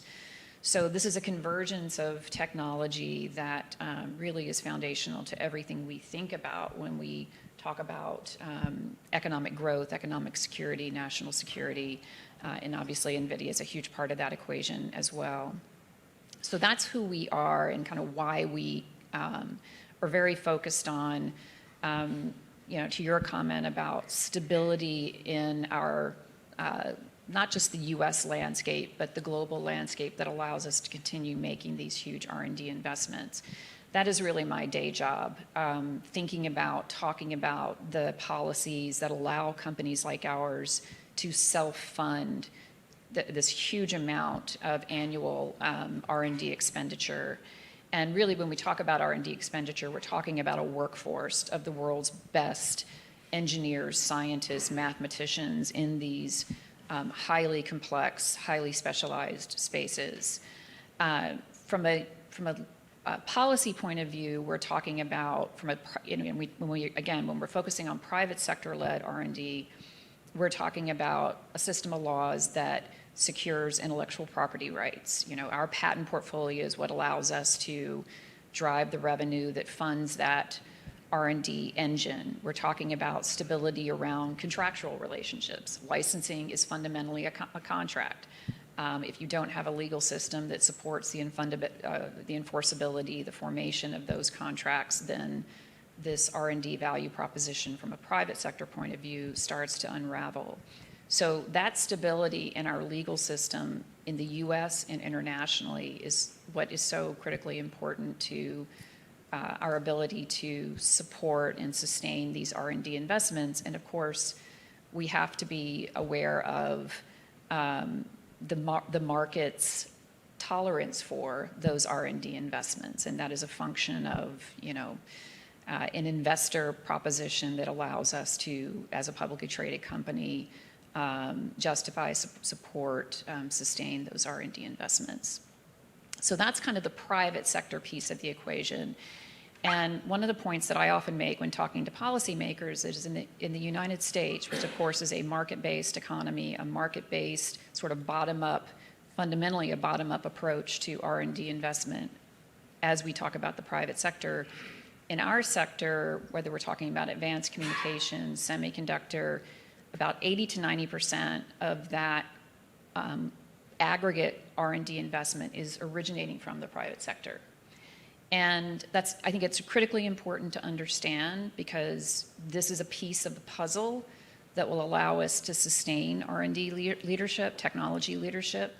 But it also, I think, can beg the question of, okay, well, if so much of this R&D investment is coming from the private sector, why do we need government-funded research and development? Why do we need universities?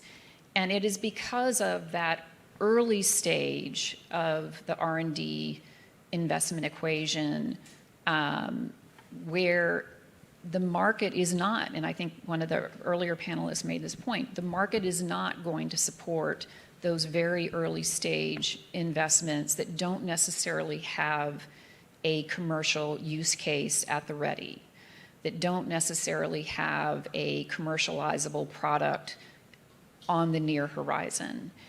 And what we do as a company would not exist but for that early stage R&D innovation that occurs at the university level, at the government funded level.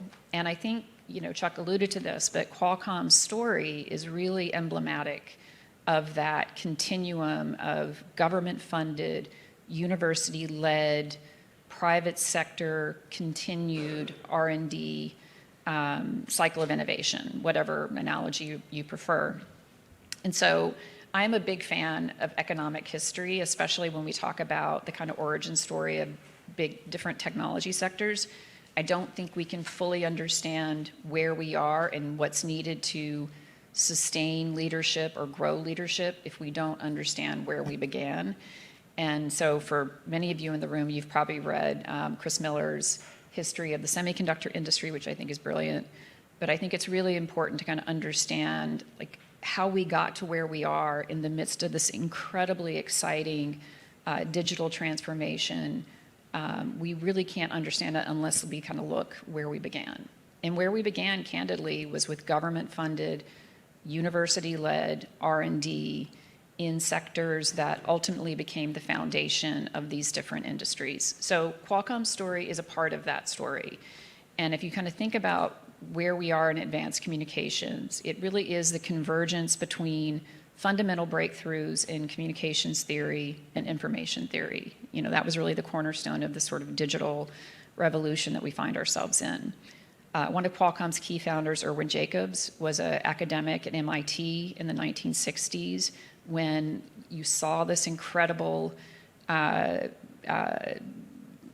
revolutionary breakthroughs being developed in the academic world. He co-authored one of the leading scientific treatises at the time on communications theory in 1965. Again, information theory has its roots back into the 1940s. A lot of this R&D was accelerated as a result of World War II. So, of course, the government connection. Dr. Jacobs ultimately became one of the founding academics at UCSD Engineering School and started doing work on the side, government contracts, again, using what he had learned and developed as a leading scientist in the communications theory space to support various government contracts. That ultimately led to the founding of Qualcomm in 1985, breakthrough technological developments around what's called code divisional multiple access, which is really the foundation of mobile communications, 1989. The first smartphone did not, what we really think of as the first smartphone, did not reach the market until 2007. Many would argue that there were smartphones before the iPhone, but when we think about a handset being a convergence between communications, connectivity, all of the applications we think about in our pocket, that did not occur until 2007. So think about that timeline and where we are today in 2026. As a private sector company, you cannot say to your board or your shareholders, just give me 60, 70, 80 years and I'll have a viable product for you. Don't worry, it's going to come. That's just not how it works. And it is hard enough sustaining R&D investments with a 10-year horizon, let alone a 50, 60, 70-year horizon. So we need a part of that R&D timeline to be dedicated to truly pre-commercial, government-supported, university-led, private sector-supported R&D, where the goal is to really understand the fundamentals of how things work, the how and the why. And then, if you're lucky, after years of failure and, trial and error, you get to a point where these breakthrough developments in core areas of science, mathematics, et cetera, allow you to realize these incredible commercial benefits. I think it's important to recognize also, and I'll wrap up, that my understanding of sort of the history of our R&D engine in this country is, the real commitment, sustained commitment by the government to a very intentional approach to R&D with this partnership, this close partnership between government, universities, the private sector. That is really a creature of the 20th century.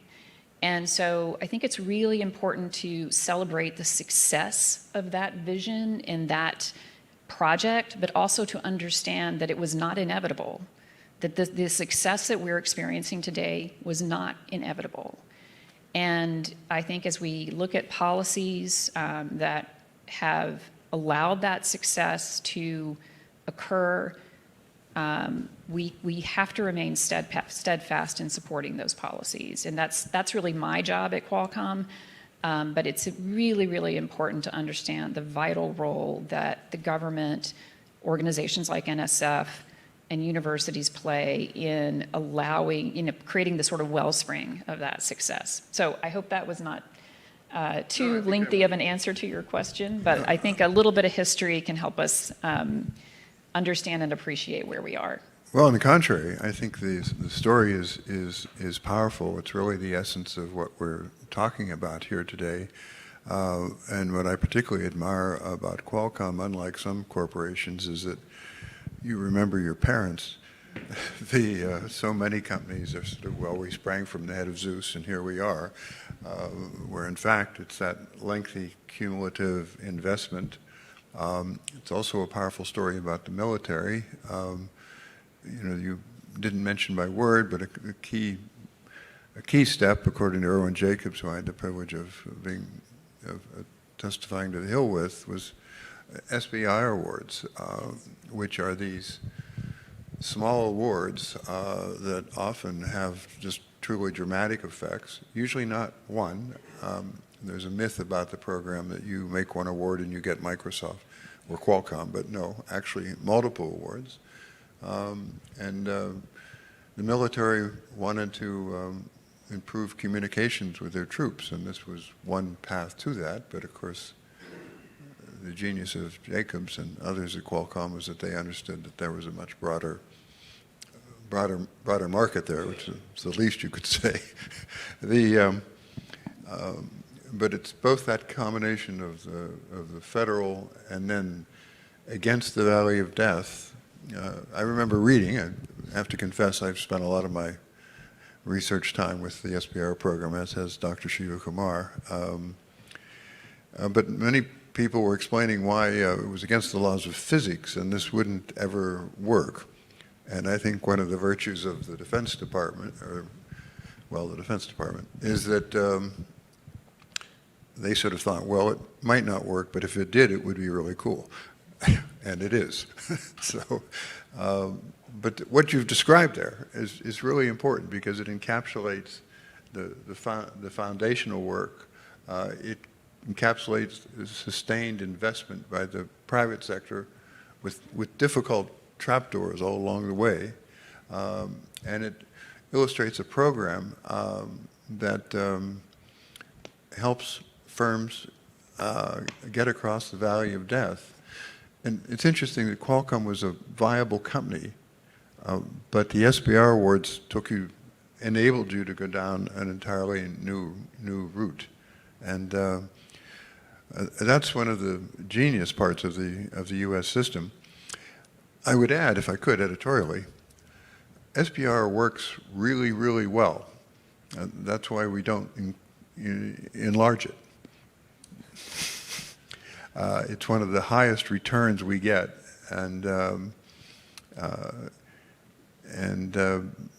but it's seen as sometimes kind of as a poor child of the main agency mission. And I don't mean to suggest that that's the only thing the agency should do, but it is that bridge across the valley, and which itself needs some changes. It's, after all, a 40-year-old program. Indeed, one Hill staffer, if I could just share, criticized it once, and I said, "What's the problem?" She said, "Well, it's a really old program." And I said, "Well, so is the Marine Corps and the Constitution. Let's just stay with it, you know." On that note, could we turn to another company which has just been transformative, including transforming itself in the last 20 years? How would you address this reliance? So if you knew about NVIDIA about 10 years ago, to your earlier points, you were probably either a gamer or an academic researcher. And that academic researcher part of the story is a lot less told, because it's really the intimacy and the collaboration with federally funded research is central to NVIDIA's AI story, central to the accelerated computing story. So in the 90s, when NVIDIA started, it was all about accelerating computing. So we're an accelerated computing company. It was all about accelerating the gaming workloads, right? So historically, the initial video games are run on CPUs, which were these high precision, kind of linear, more workloads, tasks. And if you wanted to have cool 3D games, you really needed to accelerate that workload. And so NVIDIA invented the GPU, which is a highly parallel, right? Like if you think of a TV screen, it's an array of pixels, right? So you're trying to translate triangles or graphics onto an array of pixels, and that's a workload that's highly parallel, and you need less precision on it. And so NVIDIA really targeted that workload to accelerate it. And it was the Department of Energy, actually, which started to notice, hey, this would be really good for a lot of our scientific workloads. And when NVIDIA was working with the PlayStation, right? And the Department of Energy was like, well, what if we buy a bunch of PlayStations to start accelerating a lot of these scientific workloads? And it turned out that they didn't buy a bunch of PlayStations, that they instead made their own supercomputers to try to do that. But it was the start of really developing the hardware, software for accelerated computing for science. And NVIDIA continued to invest, spent a lot of time at universities collaborating with researchers, collaborating with the NSF and our national labs as well, and trying to understand what workloads they're doing and how we can accelerate what they're doing, right? And that's where NVIDIA really started to see, oh, a lot of people are using these machine learning workloads. These AI workloads are becoming more and more real, right? So we need to invest more and more into that. And then eventually, NVIDIA's like, we should develop a product, right? We should build a product that accelerates this kind of this kind of task, because we're seeing so much enthusiasm from the academic community on what it's doing for the science that they're doing. And so NVIDIA developed that product, delivered it first to OpenAI, but there was really no market for it. You know, it was really useful for academic researchers, but the private sector, you know, hadn't quite figured out how to fully integrate it. And so, but you know, eventually they did, and now it's, to Kathleen's earlier points, is a gigantic market and really relevant to our GDP today. But it was NVIDIA's, because they were literally there at the universities collaborating closely with researchers, because of this public-private partnerships and collaboration, that was what gave the company the foresight, right? I mean, and I wouldn't even say, it wasn't a prediction or it wasn't foresight, it was just reasoning. It was saying, hey, the scientists are getting a ton of use out of this. I bet there's applications for the private sector for this too, right? Let's start developing that platform, see what develops, and see where it goes, right? And now, of course, these tools are accessible broadly, and we're seeing them really enable science in a new way today. And I guess I'll finish up that we're really seeing, everyone's seeing the rate of scientific discovery increase. We can talk more about that. And it's critical that NVIDIA and the private sector continues to be able to collaborate with these with the universities and the labs and be there, because there's going to be new gigantic markets like this that form that are right now just running on, you know, an individual little GPU, a little Spark. That I think CSIS has one of them as well, somewhere around here. Has a little Spark that the workload might be running there, but you know, in 5 years, it might be a data center scale problem. They might be buying data centers, and so NVIDIA is going to be really interested in figuring out, hey, the scientific workload that you're working on, how can we do it a little faster with you? How can we develop our software stack to better support your ecosystem? Because one day, it might be really, really important to the market. And so that's a little bit of the NVIDIA story with collaborating with universities and the labs, and it's a critical part of our strategy. Let me ask you a follow-on question, and forgive it, the basic nature of it, but it might be useful to put it out there. Is who was funding the universities? Yeah. No, it was largely NSF funding. So, Yes. And that continues to be the case, right? Our ability to have that intimacy with understanding where science is going is based off the robust public sector funding for the universities. And I also want to stress, you know, I think sometimes people who really try to protect public funding are concerned, or they question the public-private partnership model of it, right? They worry that, you know, if you go too far on public-private partnerships, that no, the public sector should be doing it, right? You know, the way to accelerate scientific progress the most in this country is going to be for us to move together, right? Right. And so the public-private partnership is critical for it. The robust funding for the science agencies is a critical part for it as well. And it doesn't make sense, right, for the DOE and the NSF to NIH to change and build out a bunch of compute, so they're like frontier model, you know, companies themselves necessarily, right? Like not everyone needs to. They don't need to replicate what the private sector is doing, but what the private sector, these tools have made it cheaper and faster to do research, and so the private sector is doing more scientific research than ever before, right? And so the public sector needs to. The public-private partnership model is important. It needs to collaborate there, because otherwise it's going to miss out on kind of the frontier tools and skills that are there for their own uses. And so it goes both ways. Well, exactly. I think the two of you, as well as with the introduction, have captured some of the essence of what we're talking about. And one of the challenges is that sometimes it's invisible. You know, I've focused enough with Qualcomm that I've learned that a lot of people don't get it. They don't understand that interaction. It in no way detracts from Qualcomm, and it's not something the Defense Department could have done itself. It's that public-private partnership. And, you know, we talk about the phone. I won't belabor the point, but almost everything in the iPhone had been supported by government investment. You know, Jobs had that wonderful phrase, don't invent anything, you know, put it together, assemble it, and the synergies will be there. And that's sadly something that we sometimes forget.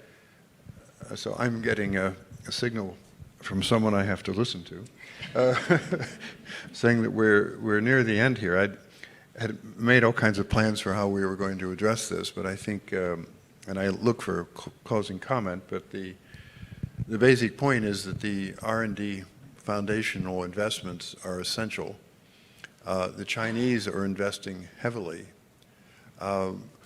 Fortunately, the budget outcomes this year for NSF were better than some expected, but I would question at the conclusion here, are we really investing enough, given these synergies, given this foundational aspect, and based on only about 40 years of work, I'd suggest that maybe we aren't investing enough. It doesn't mean it needs to be scattered about hither and thither, but recognizing that that's what you're standing on, what these incredible successes are, whether it's IBM or Qualcomm or NVIDIA. When you're building things in the construction world, no one ever says, don't worry about the foundation.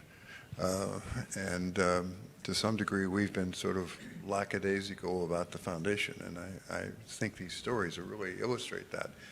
So just in a quick note here, we didn't have time, but I would just emphasize, you mentioned the workforce issues, and they're related to immigration. They're also related to training, and we have some methods like NICA, which is able to draw in people from a variety of skill sets and integrate them into these fast-moving industries. And I would like just to leave out, because we can't finish this, but to the extent that your companies can focus efforts in a public-private partnership to see more training, more internships, and to do that, we should encourage you as a government to provide tax incentives for those types of internships and training. It's in your own interest, but it's also a clear national spillover. Taffy, did you want to say something just to... I would just say that you raised the point, are we investing enough? And the answer is no. We need to invest more. We need to invest more generously. We need to identify critical technologies and make sure we're making the right choices around those. But the fundamentals, math, science, chemistry, physics, biology, et cetera, those are absolutely critical for our future. And I would suggest that we continue and grow our investments in those areas. Great. Lori, would you endorse that? Yeah, and I made this point earlier, but I'll emphasize it again. When we talk about investment in R&D, investment in invention, we're talking about investment in people, right? That is fundamentally what we're talking about. So when we talk about a company like Qualcomm, the work that we do with NSF or other government-funded research efforts, the ability to create that sort of symbiotic, synergistic relationship between the private sector, the university sector, obviously with the support of government. One of the most important objectives of that is to train the talent that will ultimately not only lead these fields at the university level, but as was the case with Qualcomm, that potentially will come into the private sector and will lead these fields within the private sector. But having that grounding of education, training, the benefit of partnership with the private sector, for those students, as they pursue their masters, their PhDs, what have you, that is a critical dimension of what we're talking about. It really is the most important dimension of what we're talking about. So I think sometimes we talk about R&D as if it's this sort of theoretical, area of activity, and it's really about training the world's best talent pool so that we can achieve the kind of economic, societal gains that are so critically important to the country and obviously to the world. Thank you. So scientific method, right? You have a research question, you test it, you form some insight or conclusion. All three of those phases are being greatly accelerated and enabled by AI. You can reason that we're going, just from that, you can reason how we're going to do more science this decade, of course, than ever before. It's going to rapidly increase productivity.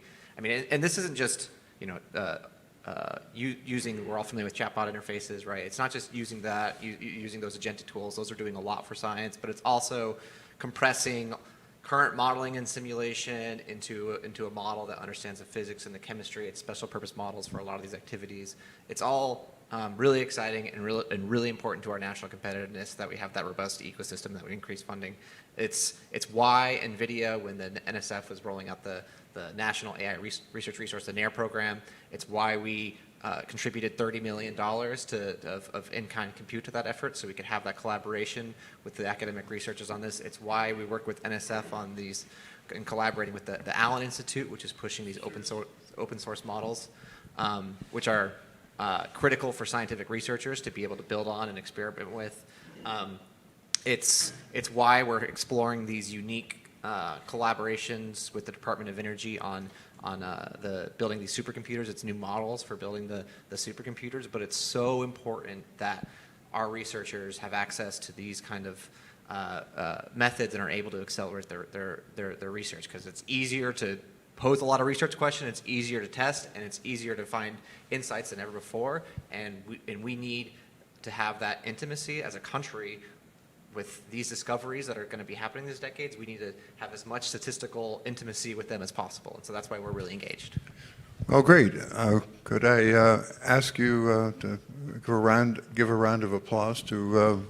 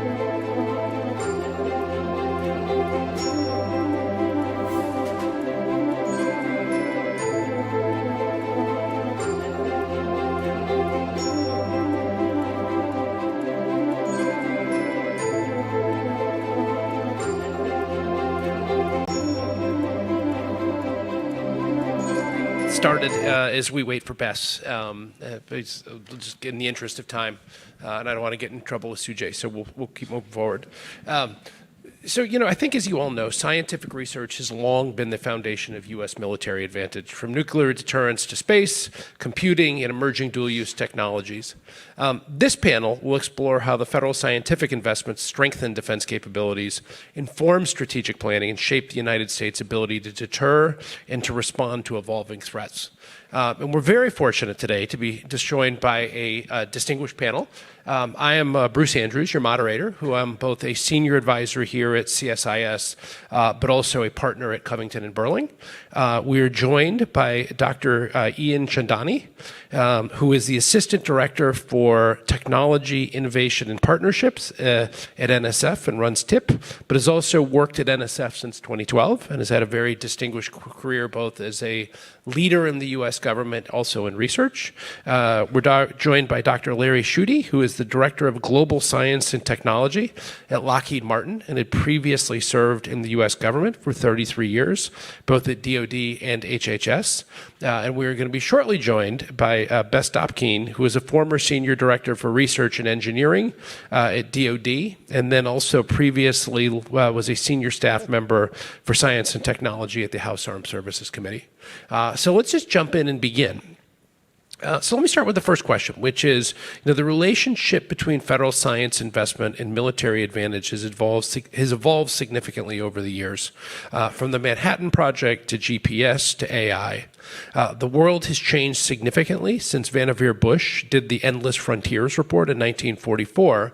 And so what I would ask all of you is, how would each of you characterize where we stand today in this arc of scientific development, and are we investing at the right level in the right places?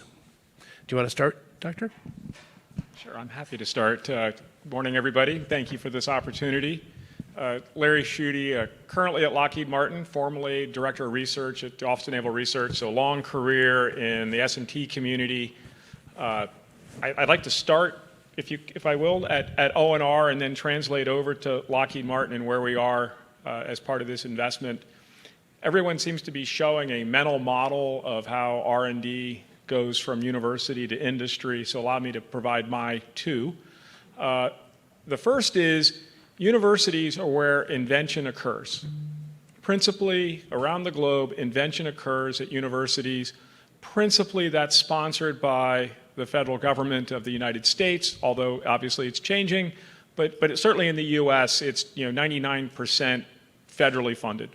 Most of that money comes from the National Science Foundation, the mission agencies, ONR, ARO, DARPA, et cetera, provide other, but it's really about 90% of that is NSF. The government research labs and the Naval Research Lab where I came from, where GPS and radar were invented, do innovation. And so they're hoovering out of the academic institutions in some fashion inventions and pulling those together and creating innovations. Industry, where I am now, is really involved in the scale out of those innovations. And it used to be a very linear, very distinct set of operations that occurred. Principally papers published, beer drinking at conferences, people talk, translating that. Today, it's all merged. So industry is highly interested in what's going on at a university. I spend a lot of time on campus looking at what's going on at the universities. I spend a lot of time at government research labs understanding what's going on in those research labs. And we're taking and working together across all three of those communities. Industry does very little invention. We do a fair bit of innovation in very discrete areas. But obviously, if you're going to buy something, it's getting made by some company. Where there's very little that the warfighter uses that's built by the Naval Research Lab that exists, but most of it goes through an industry partner. Another way to think of this model is as a triangle or a pyramid. That base layer of foundational science and technology is coming out of the universities and for sure is principally being funded by the research agencies. The next layer up, the technology layer, these are layers where people have pieced together inventions, wide bandgap semiconductor, ultra wide bandgap semiconductors, new processes to make gallium arsenide, gallium nitride actually A, work and B, affordable out of that middle layer. And at the top layer, the layer that the Department of War cares about is the capability. So it all stacks together to create the F-35 or an embedder radio or a satellite. That capability is that typically the industry partners, large and small, putting that together. So with all of that, I would say that the challenges that we face today as a defense company are really twofold. One, the government sponsors are not coming to the conferences, so they're not traveling. So we're not getting the beer community together, which, as we all know, everything occurs around people. Steve Covey Jr. wrote a book called The Speed of Trust. You only need to know the title. And it really is, if you know people and you trust them, you'll work well together. Everything we do is done at the speed of trust because we can't afford the speed of no trust. The other thing that's occurring is we talked at the last panel about that critical element, which is the workforce. We require workers who can obtain a U.S. security clearance. So think about the workforce that's in grad school today and whether or not a defense company, which requires clearance for its employees, can hire those grad students. Many universities have made strategic choices to bring in U.S. grad students into programs, but it's very challenging and it's always a unique experience to talk to a U.S. student getting a PhD, how they're affording it. And so this is a challenge for NSF, it's a challenge for ONR. How do we provide, if you will, a quote, living wage, unquote, for those grad students? Typically there's a first generation American mom with a thumb on the back of their son or daughter. Yes, you will get a PhD. I'm not first generation, but my 8th grade daughter is most unhappy that she's going to be an electrical engineer like her siblings. And it's really a challenge for companies to provide that workforce, especially in these fascinating new areas like quantum and AI. And so I think for us, the relationships that NSF is creating under TIPS, the IU-CRC, the industry-university collaboration so that NSF can start lots of programs that live and die based on industry interaction. I'm not sure if that was the intent, but that's how I interpret it from the sidelines. And then the new industry-university partnership programs that Erwin is hopefully going to talk about, I think are really impactful. And now our challenge, I think, and it's my last point, our story of taking science and making capability for the warfighter isn't nearly as good. Our storytelling isn't nearly as good as our story.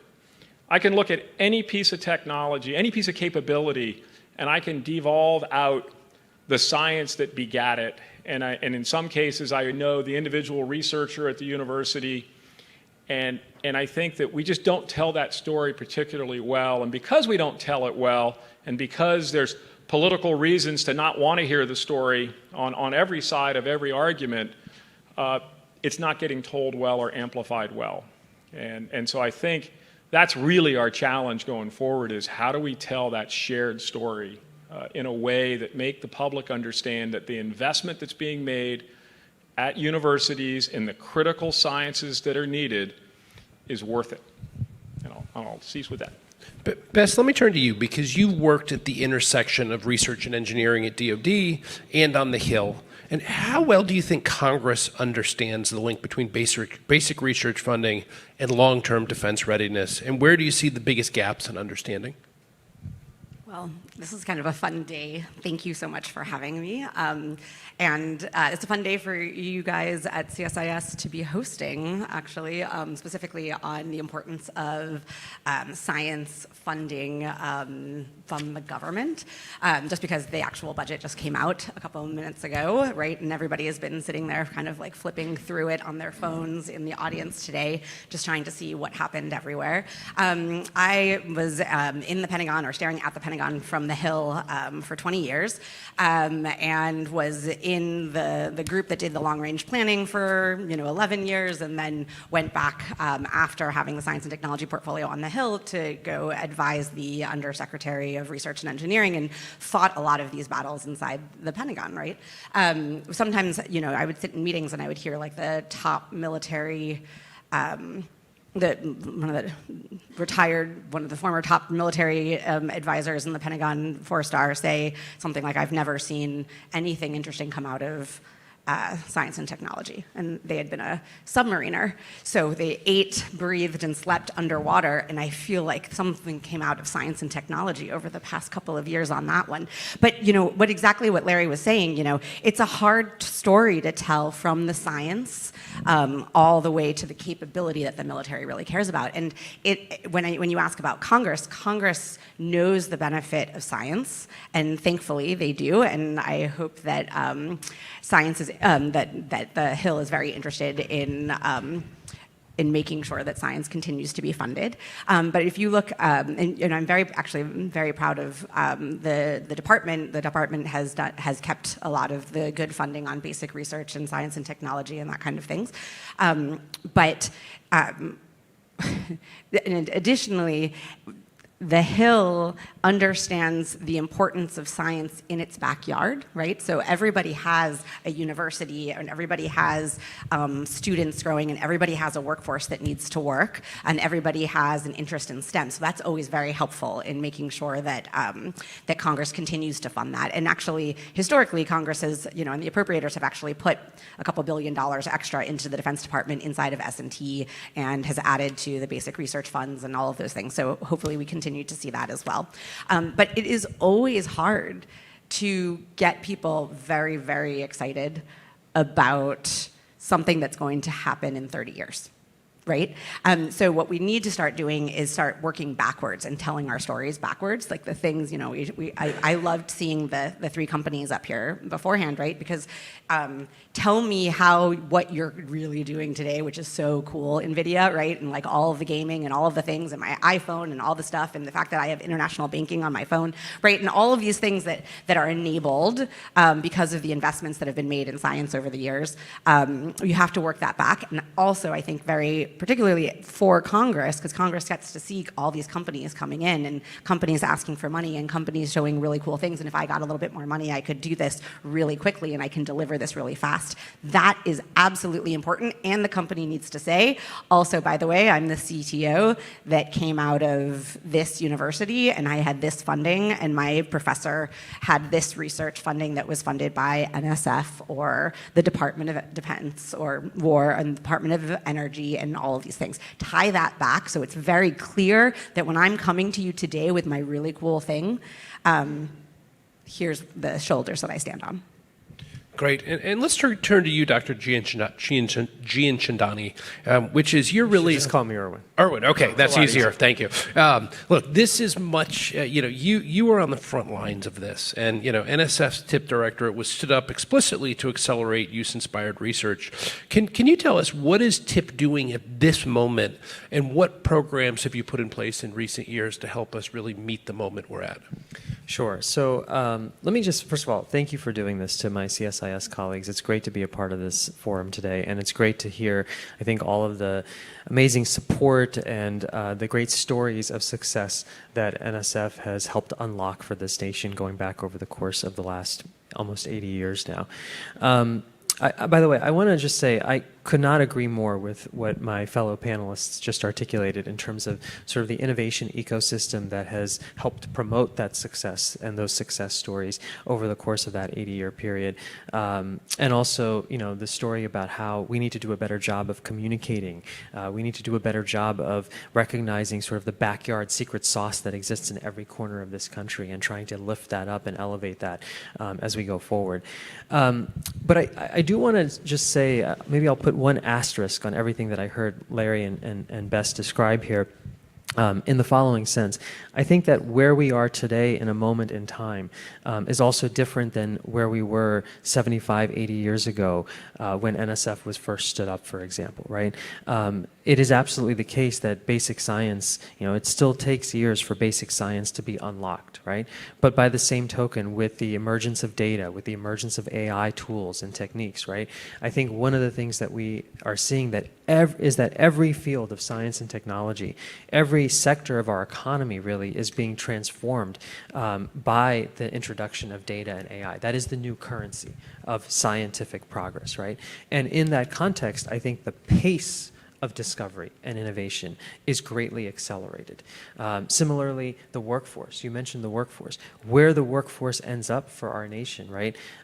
Used to be that in certain fields, the majority of PhDs would go into academia. Today, the majority of PhDs in those same fields are going anywhere but academia. Nothing against our higher education institutions, but the types of jobs that we are training for, the types of opportunities that we are trying to unlock span from the Department of Defense to the intelligence community to the private sector to venture capital and so forth. And so I think there are some deltas today relative to even 10 years ago, even 15 years ago, as we see some of the evolution in the scientific and engineering enterprise.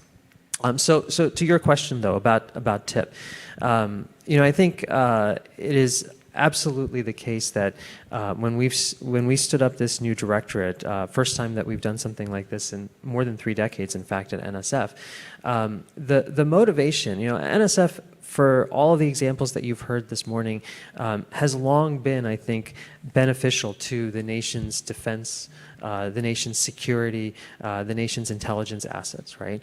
But I think that within the TIP Directorate in particular, we wake up every day thinking about sort of that alignment between the investments that we're making and how they directly contribute to national security, national defense at the end of the day.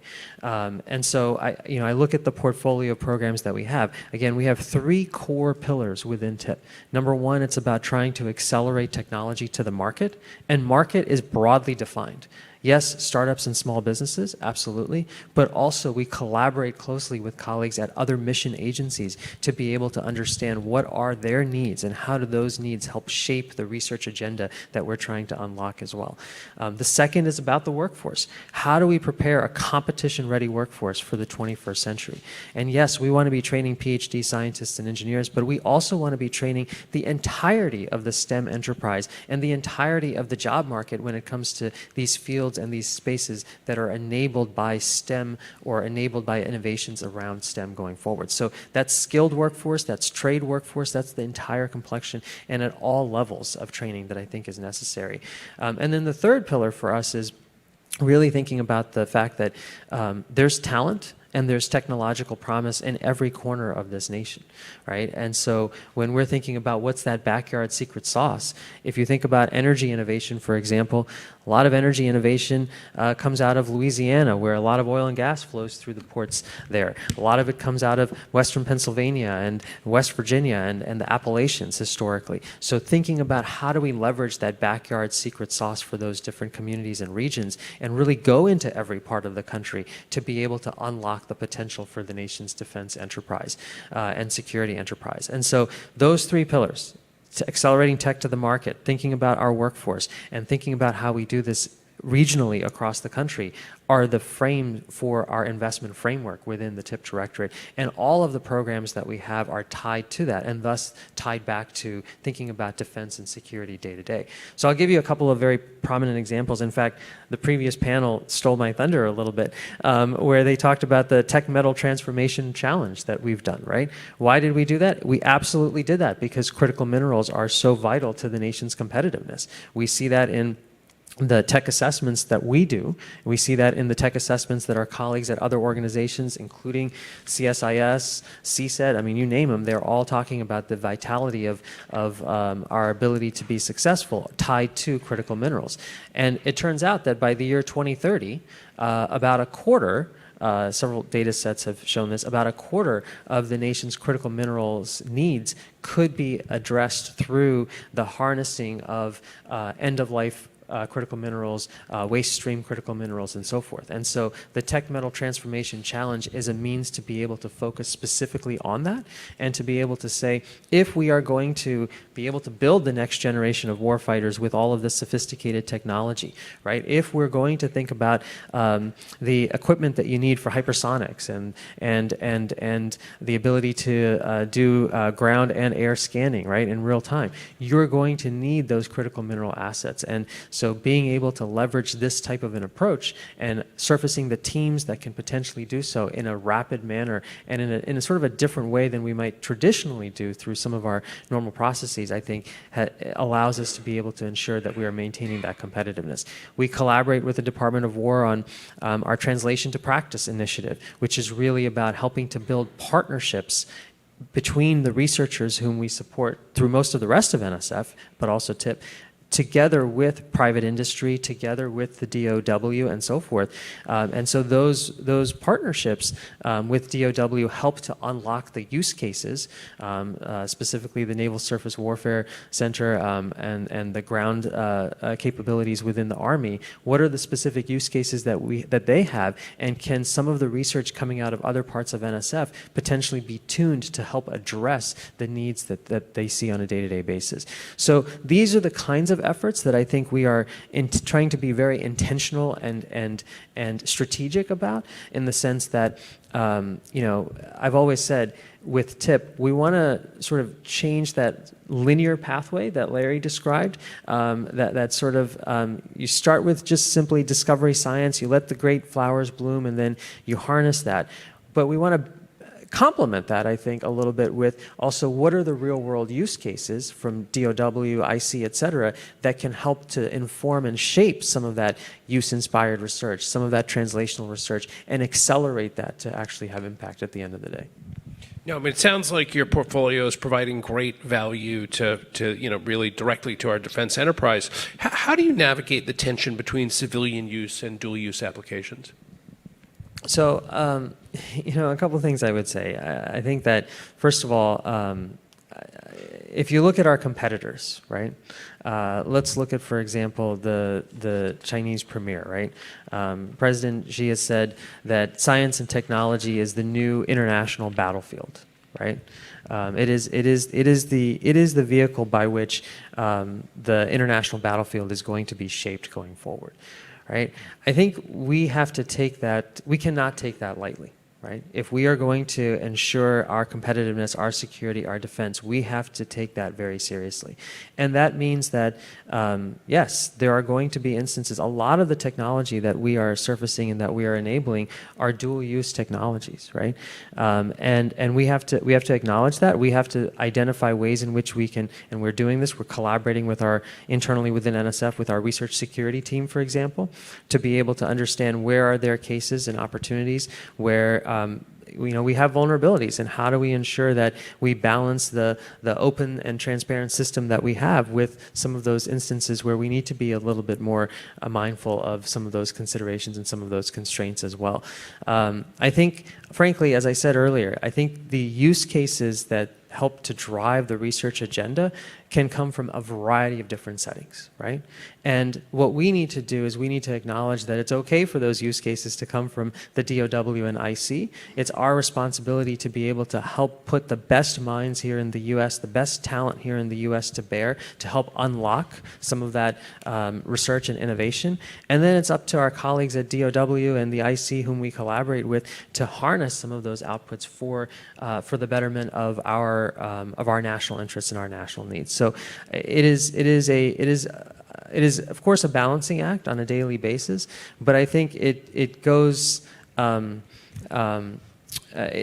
is part and parcel why I think it's imperative for us to be entering into these relationships, building the trusted engagements, understanding what the needs are, understanding what the use cases are, and also being transparent with the research community that we help support as well when we're partnering and when we're seeing co-funding coming to the table.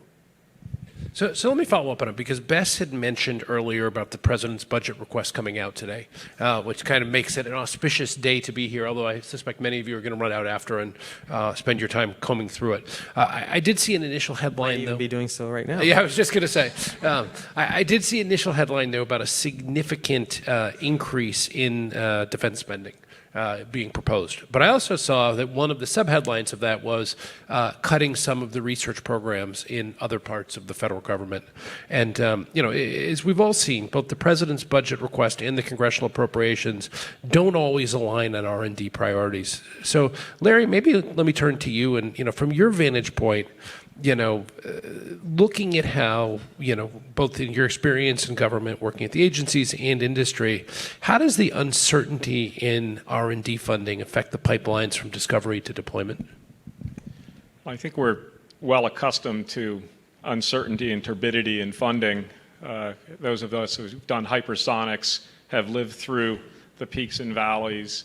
I think that the true challenge for the university faculty is, do you remember their number one priority is making tenure? And so you're going to be head down, securing funding to do research, getting your papers, getting peer reviews, getting your H-index up, and getting through that hurdle for tenure.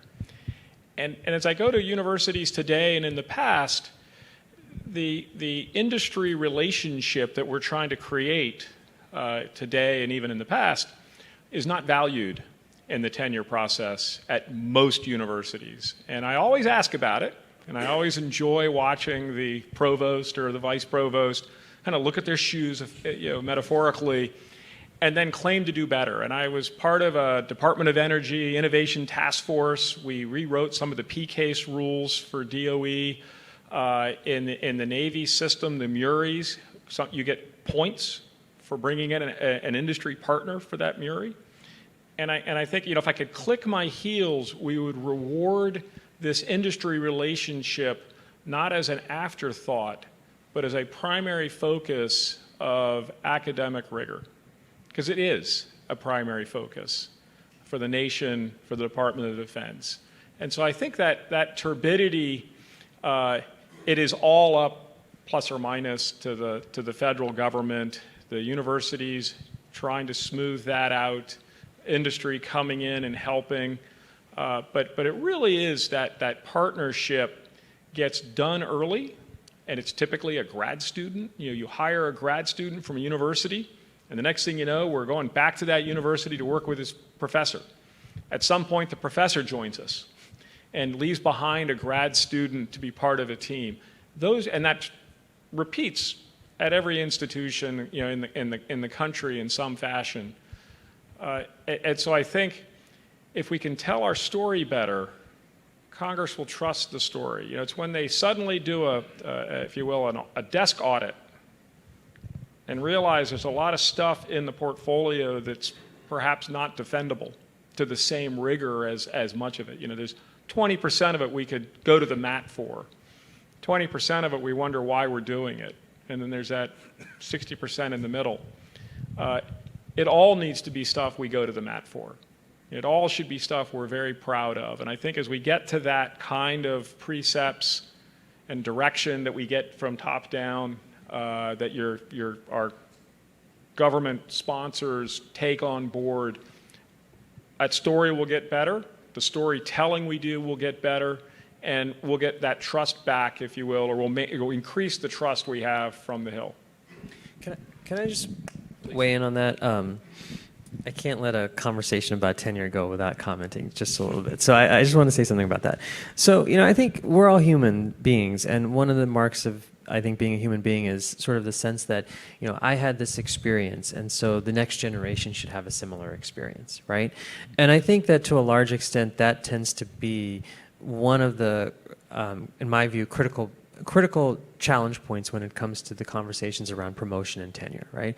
When I talk to faculty and when I talk to university leadership and when I talk to department chairs, I think the early career faculty today recognize that whether it be collaboration with industry, collaboration with DOW, collaboration with other parts of the space, right? I think that our early career faculty are saying, we want to have impact with the work that we're trying to do. You can have impact with basic science, by the way. You can have impact with use-inspired research. You can have impact with translational research, right? And for them, impact at the end of the day isn't necessarily about papers and publications. It's about the startups that they can create. It's about the ecosystem that they can cultivate. It's about these partnerships with industry and seeing their ideas over time make their way into products and services that are changing people's lives or that are for the betterment of the U.S. defense and intelligence enterprises, right? That's early career faculty who are up and coming, who are trying to see that happen.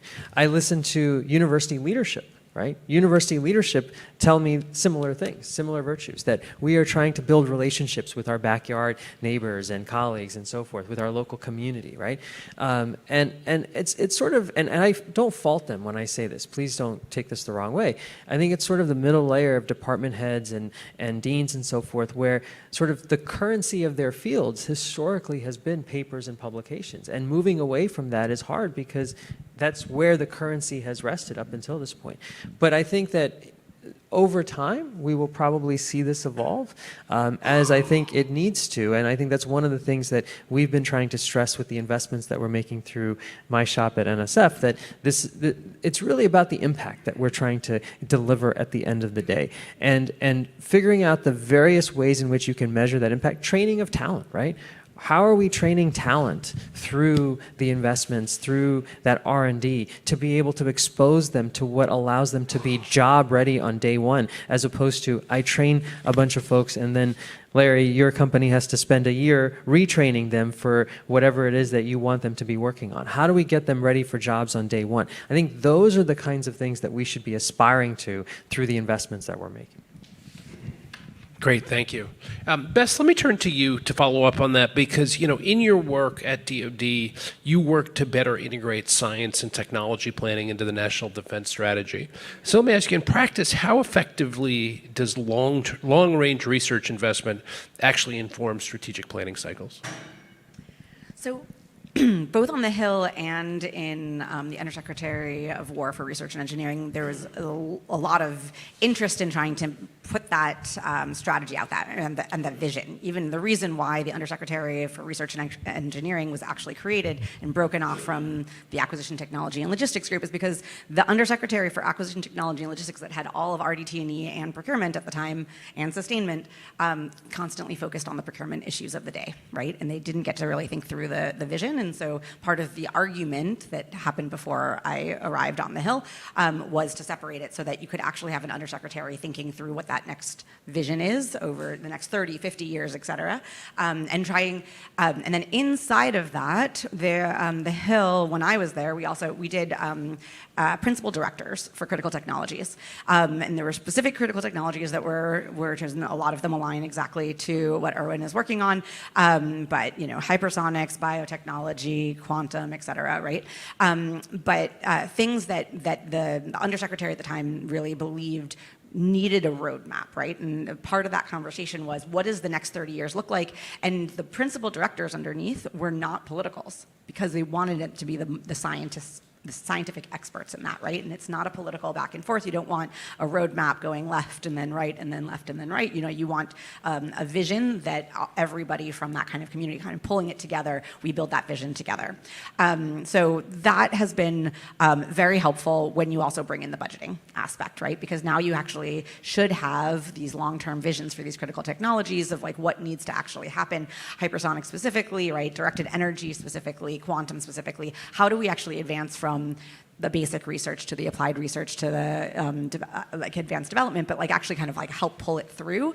One of the things we tried to do, for example, inside of research and engineering was starting to do advanced development for quantum for the first time, because really it's not what the services were going to do. It's not what everybody else is doing, right? We wanted to kind of start putting a demand signal out there for more advanced a pull, right? Which is going to help transition that out at some point.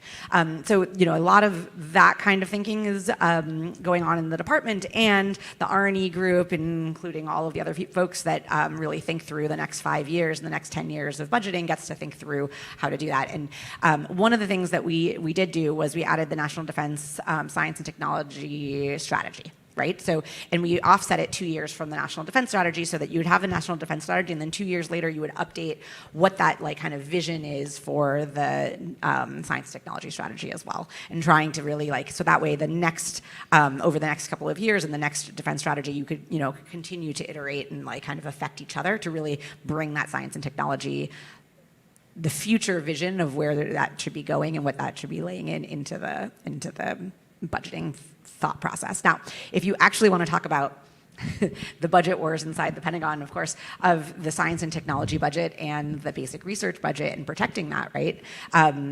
We try to put out, the Office Secretary of War puts out guidance to everybody in the beginning about what needs to be protected, what's off limits, where you have the opportunity space to make decisions and weigh in.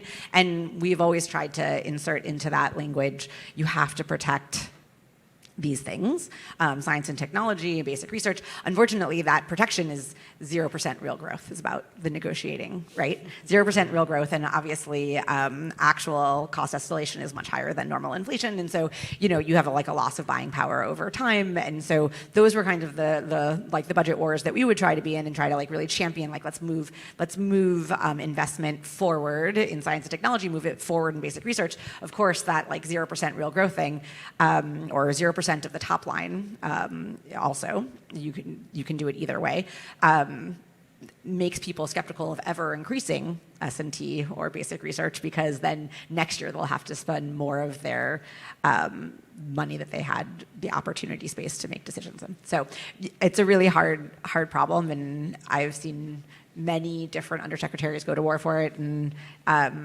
not succeed, but there was, we definitely did in the last administration, and again this, but you can see a greater investment in RDT&E overall, and that is actually a pretty exciting thing. At some point, though, you do start to hear the things okay, we've invested in that, and now it's time to buy, right? And so it's kind of, and really the way we type to do things now inside of the world of iterative development and iterative fielding is that ideally you could do a lot of stuff inside of RDT&E, right? And you start to push, and you're constantly developing and iterating and doing better, and constantly kind of spiraling improvements out to the field.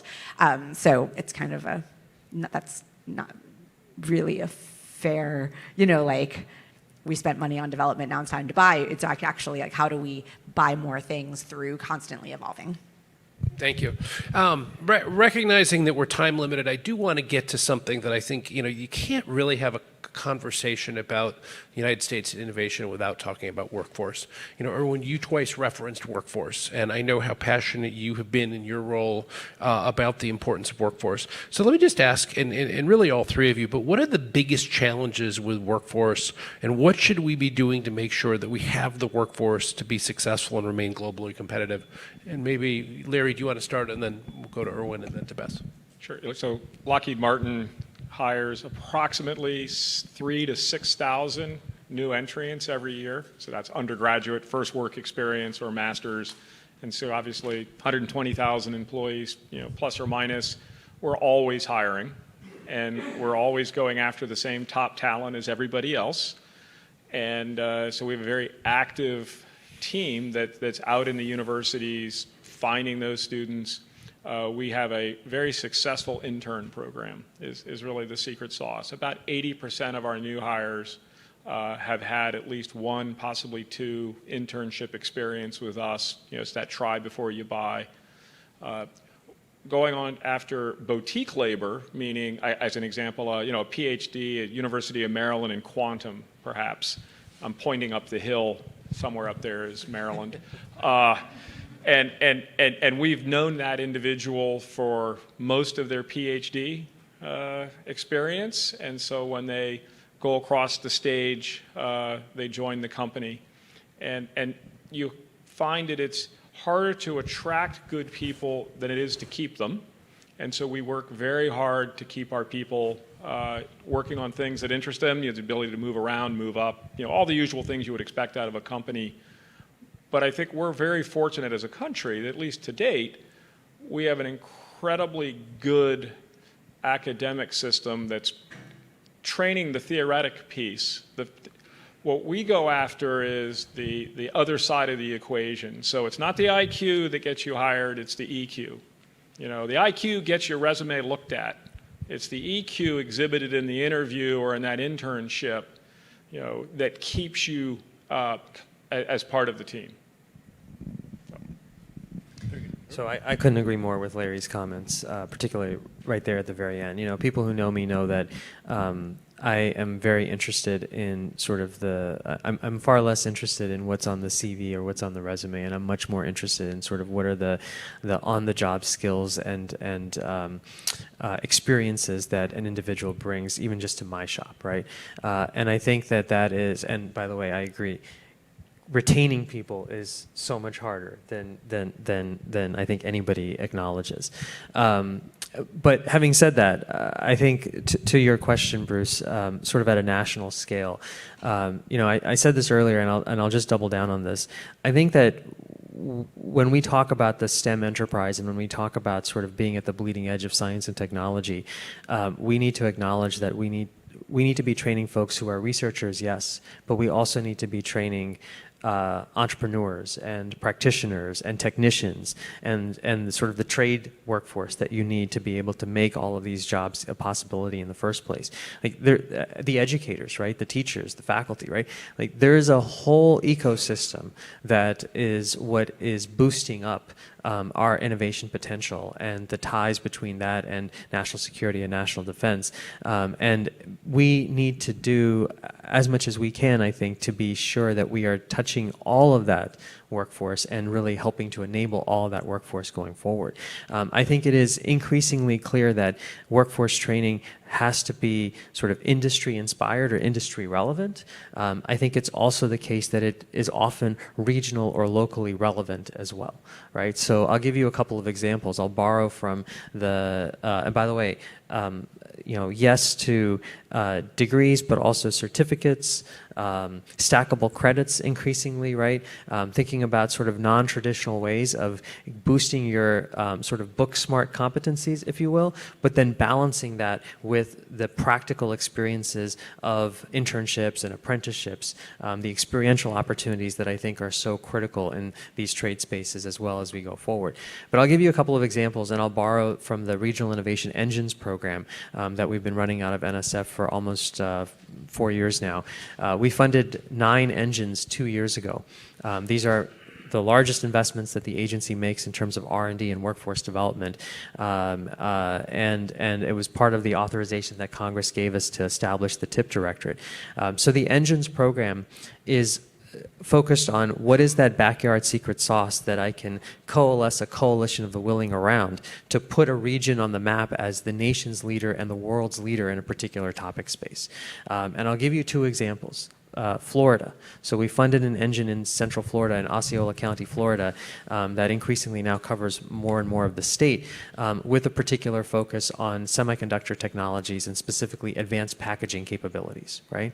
By the way, we invested in that engine, and within weeks there was an announcement that the Department of War was also investing in that same ecosystem, in that same team. So that shows you sort of the symbiosis between our investments and that of our colleagues elsewhere in the government. But in that engine, you know, they have brought together Valencia Community College. They've brought together their backyard secret sauce, which is the only municipal-owned fab in this country, to our knowledge, operated by Skywater Technologies. And that particular setup has allowed them to be able to reskill, upskill the workforce in Osceola County to the point that folks were making minimum wage, and 6 months later, they're making 3 or 4 times as much, which has huge implications on their livelihoods, has huge implications on their ability to put food on the table for their families. And oh, by the way, it's also a job that they're really excited about, working in these semiconductor fabs. So that's one example. The engines across the board, an investment of $135 million over the last 2 years has been matched by over $1.5 billion in matching commitments from state and local governments, private industry, venture capital, and so forth. And they've touched at least 20,000 Americans. That's a floor, probably much more than that, but at least 20,000 Americans with reskilling and upskilling. The other example that I'll give is the textile engine that we funded in North Carolina, in Western North Carolina. Now, you might say, well, what does textiles have to do with a whole heck of a lot, Erwin? Well, let's be clear that if you talk about robotic systems, for instance, which, by the way, there's a question today about who has the competitive advantage in robotics going forward, but in robotics, the ability to be able to do a lot of the soft robots and soft robotic manipulation requires next-generation textile innovation as well. So, what we've done there is we've laid down an investment in an engine that has now partnered with the state of North Carolina to be able to launch new instructional material at the high school level to bring textile engineering back into the classrooms all across the state of North Carolina, across all 109 or what have you counties in that state through their Department of Public Instruction. It's a local level effort, state level effort, right? Driving new instructional material predicated on this investment by NSF and the federal government in this engine. And at some level, it is bringing the textile industry that we have lost out on over the course of the last 2 or 3 decades back into the part of the country that was a leader in textiles, North and South Carolina, southeastern United States, many, many years ago. So that's, when we talk about workforce development, that's what we're talking about in terms of trying to have real impact and real touch points at all levels. And again, industry relevant and sort of local and regional inspired. And let me say, having, I think it's great what you're doing on these accelerator engine programs, because creating innovative regional ecosystems, I think, is one of our both biggest challenges, but it will also drive the workforce. It reminds me, when I was the Deputy Secretary of the Commerce Department, we created a program called Investing in Manufacturing Community Partnerships. And what you just described is exactly what our goal was to get the state governments, the local governments, the business community, the community colleges, the bigger research universities, all together to identify what's an area's comparative advantage and then how to propel that forward. And the biggest challenge we had was getting money for it. So I'm actually thrilled to hear that you're putting actual dollars behind it, because I think that's often the biggest challenge. Credit to our colleagues on the Hill, some of whom are in the room. Very good. Okay, so let's go. I know we're running out of time, and Sujay's giving me the look, so I'm going to go to the closing question. If I can ask each of you to answer relatively briefly, but what is the single greatest risk to U.S. scientific and technological leadership and advantage over the next decade, and is it being adequately advanced and addressed? Bess, do you want to start? Sure. Yes. I mean, so I would add on to this last question, which is the workforce question, which is we need to remember that there are people all across America, not just on the coasts and in certain other places, right? Like that actually we need to do that K through 12 so that we can bring them up and bring them into our universities so that they can start to do this amazing research that we really need and invest back into the national security, economy, all of the things. And also I would say that we are only about 5% of the world's population. And so for us to believe that all of the best scientists in the world will come from the 5% of the world's population is probably not accurate, as much as I do love this country and I think that we produce very wonderful people. I do think that we need to have kind of that attraction that has been like our greatest kind of like war on talent, exactly what we were talking about, but like bringing people to America to go to universities in America and then create wonderful research here, then create awesome billion-dollar companies, unicorn companies, and stay here and be able to get the ability to stay and stay with their families and live here forever and attract that both economic power and national security power here. And just as Larry was saying, like we need clearable people. We absolutely do need clearable people. Those come from all over America, especially in the places that we haven't really invested. So there's programs like DepScore and other things like that. And other universities that would be great to invest in so that we can get those clearable people, specifically for Larry's company and other companies like that. And then also realizing that there's a bunch of non-clearable people that could be doing amazing work here in America that we grab that technology and we apply it in. And they're a wonderful opportunity for that. And if we ignore that, then the strategic surprise will be brought to us as opposed to us bringing it to others. Okay. Larry? I am actually really bullish on where we're going as a country and the science and technology ecosystem that we have. Sure, we've got little things going on and there's forces on every direction, but when you go into a university and you talk to the students and you talk to the faculty and you see what they're working on, you just got to be amazed. And so I'm actually really excited about it. If I was worried about one thing, and you alluded to it, I do worry that we've spent a lot of money on primary education in this country, and we could always spend more, but I think there's not a strong correlation between investment and output, and we need to recorrelate those two.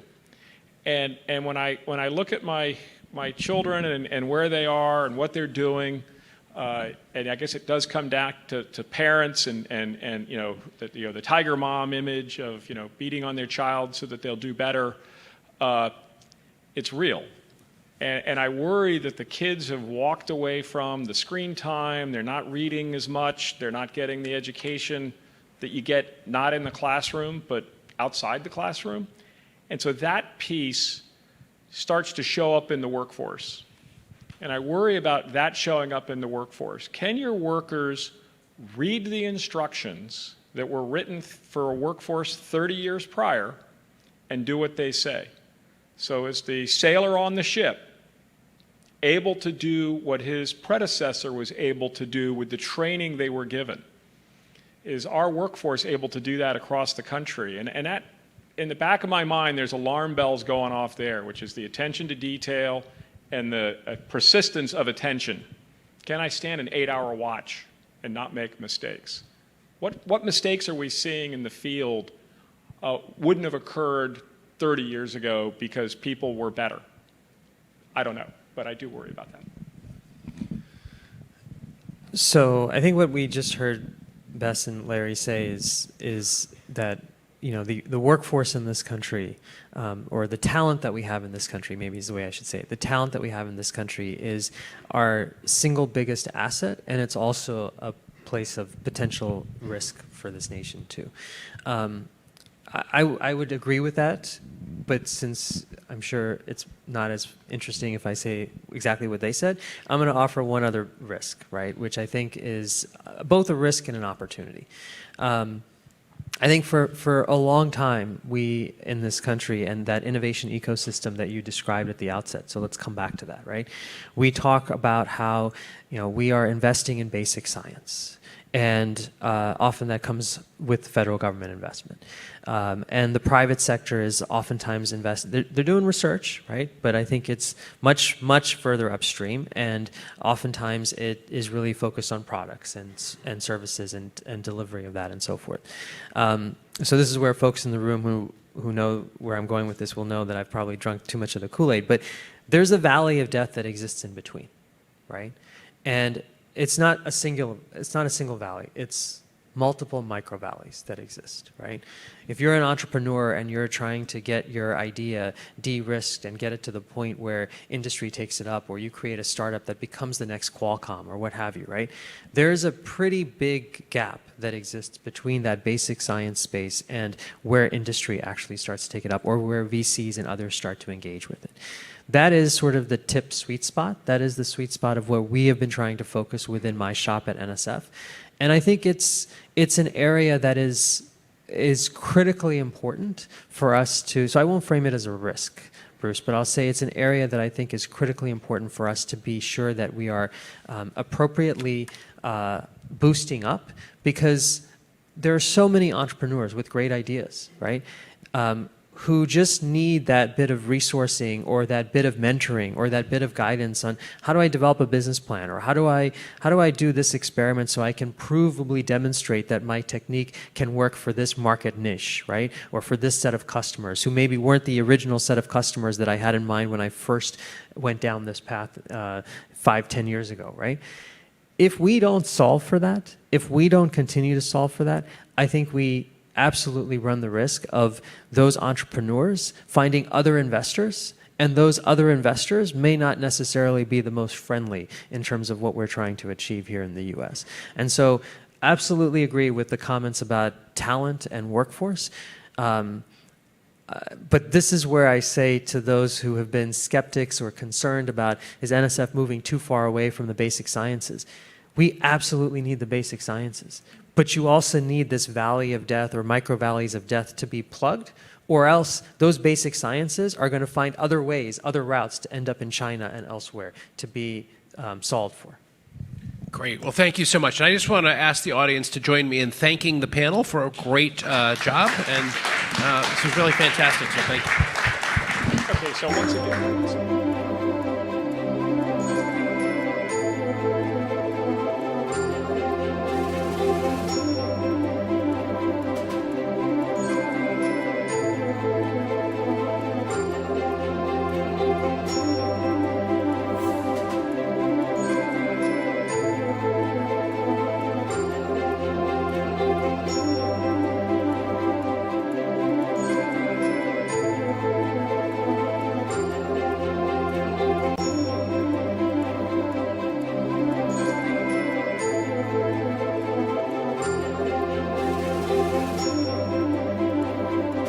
It's been just an incredible day. I don't know if our ability to absorb all this wisdom.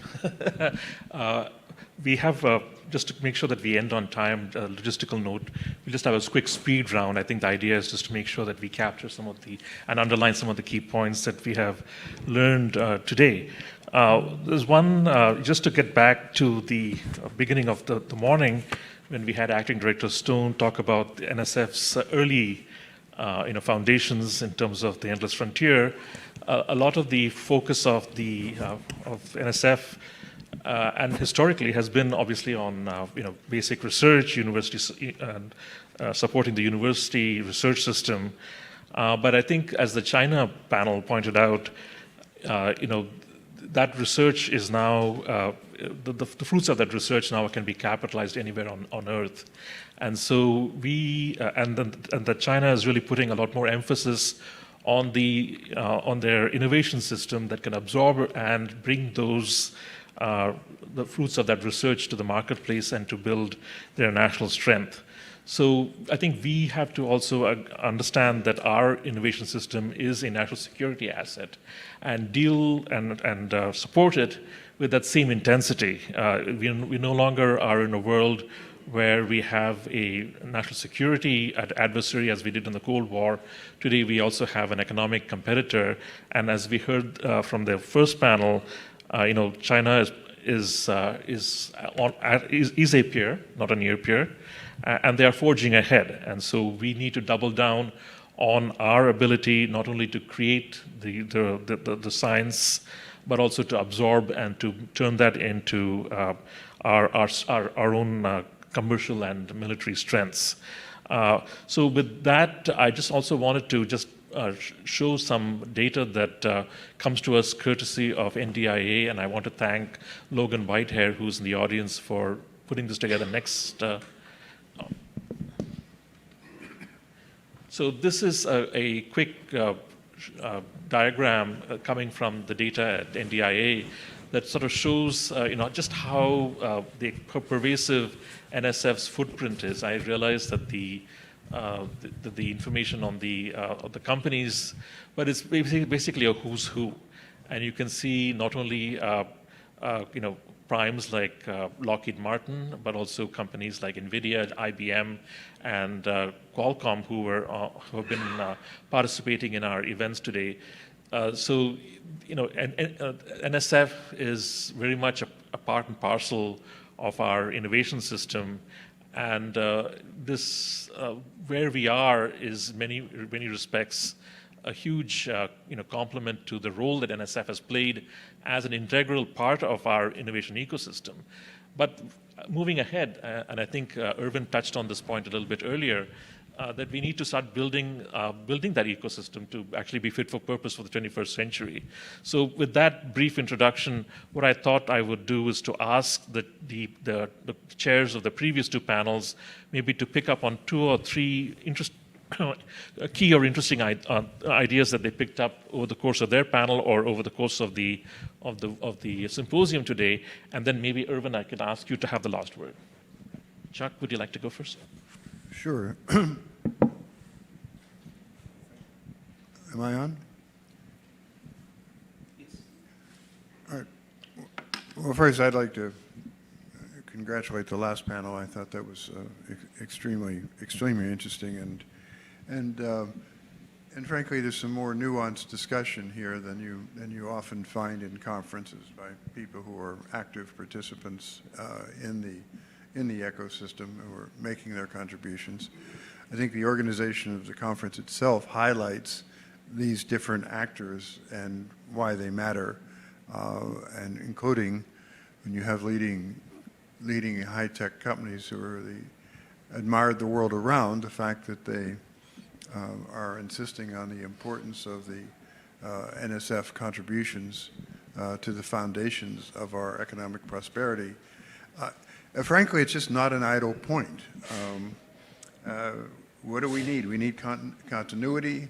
We need perhaps less turbulence and steadily increasing investments. We need more focus on workforce training. In my personal view, and we have to stop admiring the problem of workforce training and do something about it. And you want to provide incentives. Well, there's an incentive well known in Washington called funding, and if we get tax incentives for corporations to invest in training, they will do it, and they'll also ensure, I think the points that Dr. Schutte just raised about training people on the ground and before hiring is a very effective mechanism, and the more of that training you can get, the better we are. We need more talent, and we need more diversified talent, and there are programs to do that. We also need to import more talent and recognize how we got here. And I mean, just look at the names of the CEOs. They're not all John Smith, however good a guy he might be. But the point is, this diversity is a key to our strength. So importing that talent and nurturing that talent when it's here, the old call of the president of the National Academy of Sciences, when you give them the PhD, a green card should be stamped to it. We've already invested upwards to $500,000, if not more, in each of those PhD programs. And lastly, to encourage Sujay here, we need to recognize the dimension of the challenge we're facing from China. And there are elements of a threat there, but there's also elements of inspiration. you know, as I was saying, they are working hard at doing things better for their citizens. And I think the fundamental challenge we have to recognize here is the challenge is us. It's our lack of continuity, our lack of commitment, our lack of recognition that our defense is deeply anchored in the investments at NSF. Our defense is anchored in the researchers that the NSF funds. If you're for security, for our national security, you're for an enlarged NSF budget. We're not paid to say this. It's just, let's be polite, we're on the air. It is a clear fact, and we need to recognize that and act on it. Great. Let me make four very brief points. Number one is, I think the pyramid that Larry talked about is super important, which is how do we make sure we're building at all three layers of the pyramid? So the foundational research layer, which is we know the important work that NSF does and continuing that and across other federal agencies as well, the technology layer, and then the capability building layer. Because I think the valley of death that you described, Erwin, is both real and super important, because we can have all these great technological ideas, but if we can't help nurture them through that process, and I do think the federal government plays a key role here. Second is, and I want to harp on what you said about building innovative ecosystems, because I do think that's something that's so important, and there's an important federal role here where the government can help catalyze, and I think NSF does this well, but I think we need to look at it other agencies as well, which is helping to catalyze all of the different actors and helping them to be successful, because when they come together, it's really important, but there is a really critical seed funding layer that the federal government plays.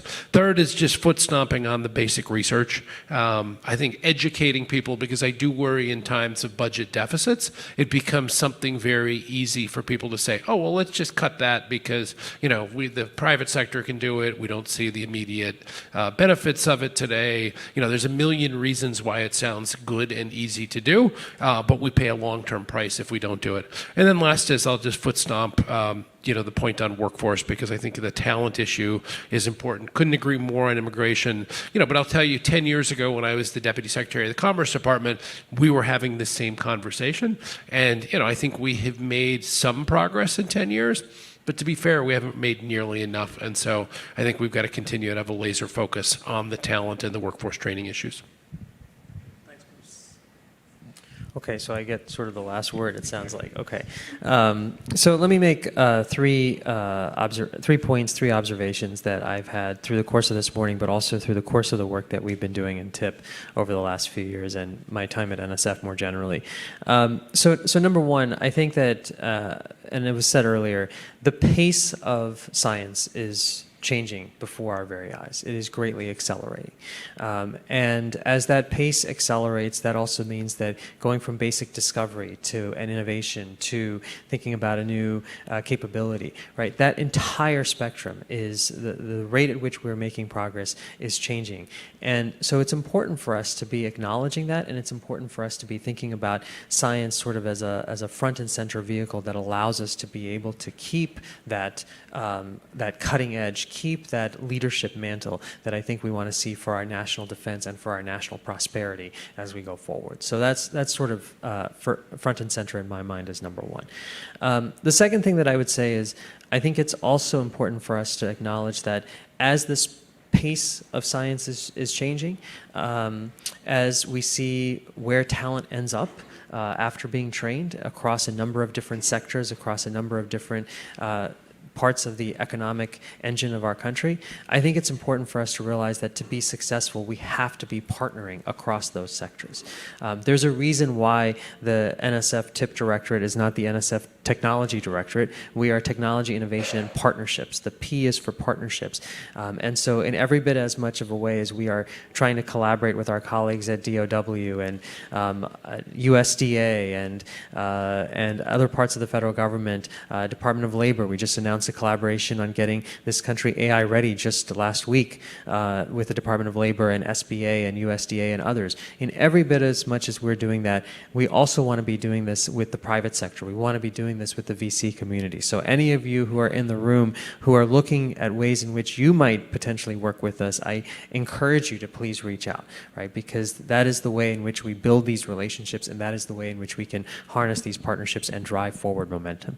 Again, it's so important for us to be thinking about, yes, discovery science, but also the use cases that can further motivate further discovery and innovation as we go forward. It's sort of a cyclic process in my mind, or a virtuous circle. And then the third one, the third comment that I want to make is we also have to acknowledge that we're not just experimenting in the science that we're conducting, but we're experimenting in how we're conducting that science as well. I think when Congress established the authorization for TIP, one of the things that I heard loud and clear anyway, and folks can debate this, but one of the things that I heard loud and clear was we need to, China and others have studied our innovation enterprise that Larry so well characterized earlier over the course of the last 80 plus years. They've studied it and they are emulating it and they are putting their own stamp on it, right? And I think it's important for us to be constantly innovating in terms of how we innovate as well. And so to the extent that we can experiment with new mechanisms, new approaches, to the extent that we can experiment with how we get a variety of different types of organizations and individuals engaged in the conduct of science, right? I think that helps us, at the end of the day, outcompete, not just in the technology spaces that are so important, but outcompete in how we get at the next set of technology spaces that are going to be so important as we go forward. So that at least those are some of the observations that I have for this. Thanks. I like the idea of innovating about how we innovate. Certainly, we need to mainstream innovation much more into our national conversation. Well, we began this conversation this morning talking about flight delays. I'd like to think that I'm able to land this plane on time. But before I do that, I'd like to thank all the participants today. It's been just an incredibly rich conversation, I think, as you'll agree. I'd like to also thank the audience in the room here today. You'll be rewarded by lunch, which is waiting outside. And I'd like to thank also our online audience and the audience on C-SPAN. I hope you've learned as much from today's discussions as I have. So again, thank you very much, and we stand adjourned. Thank you. Thanks, everybody.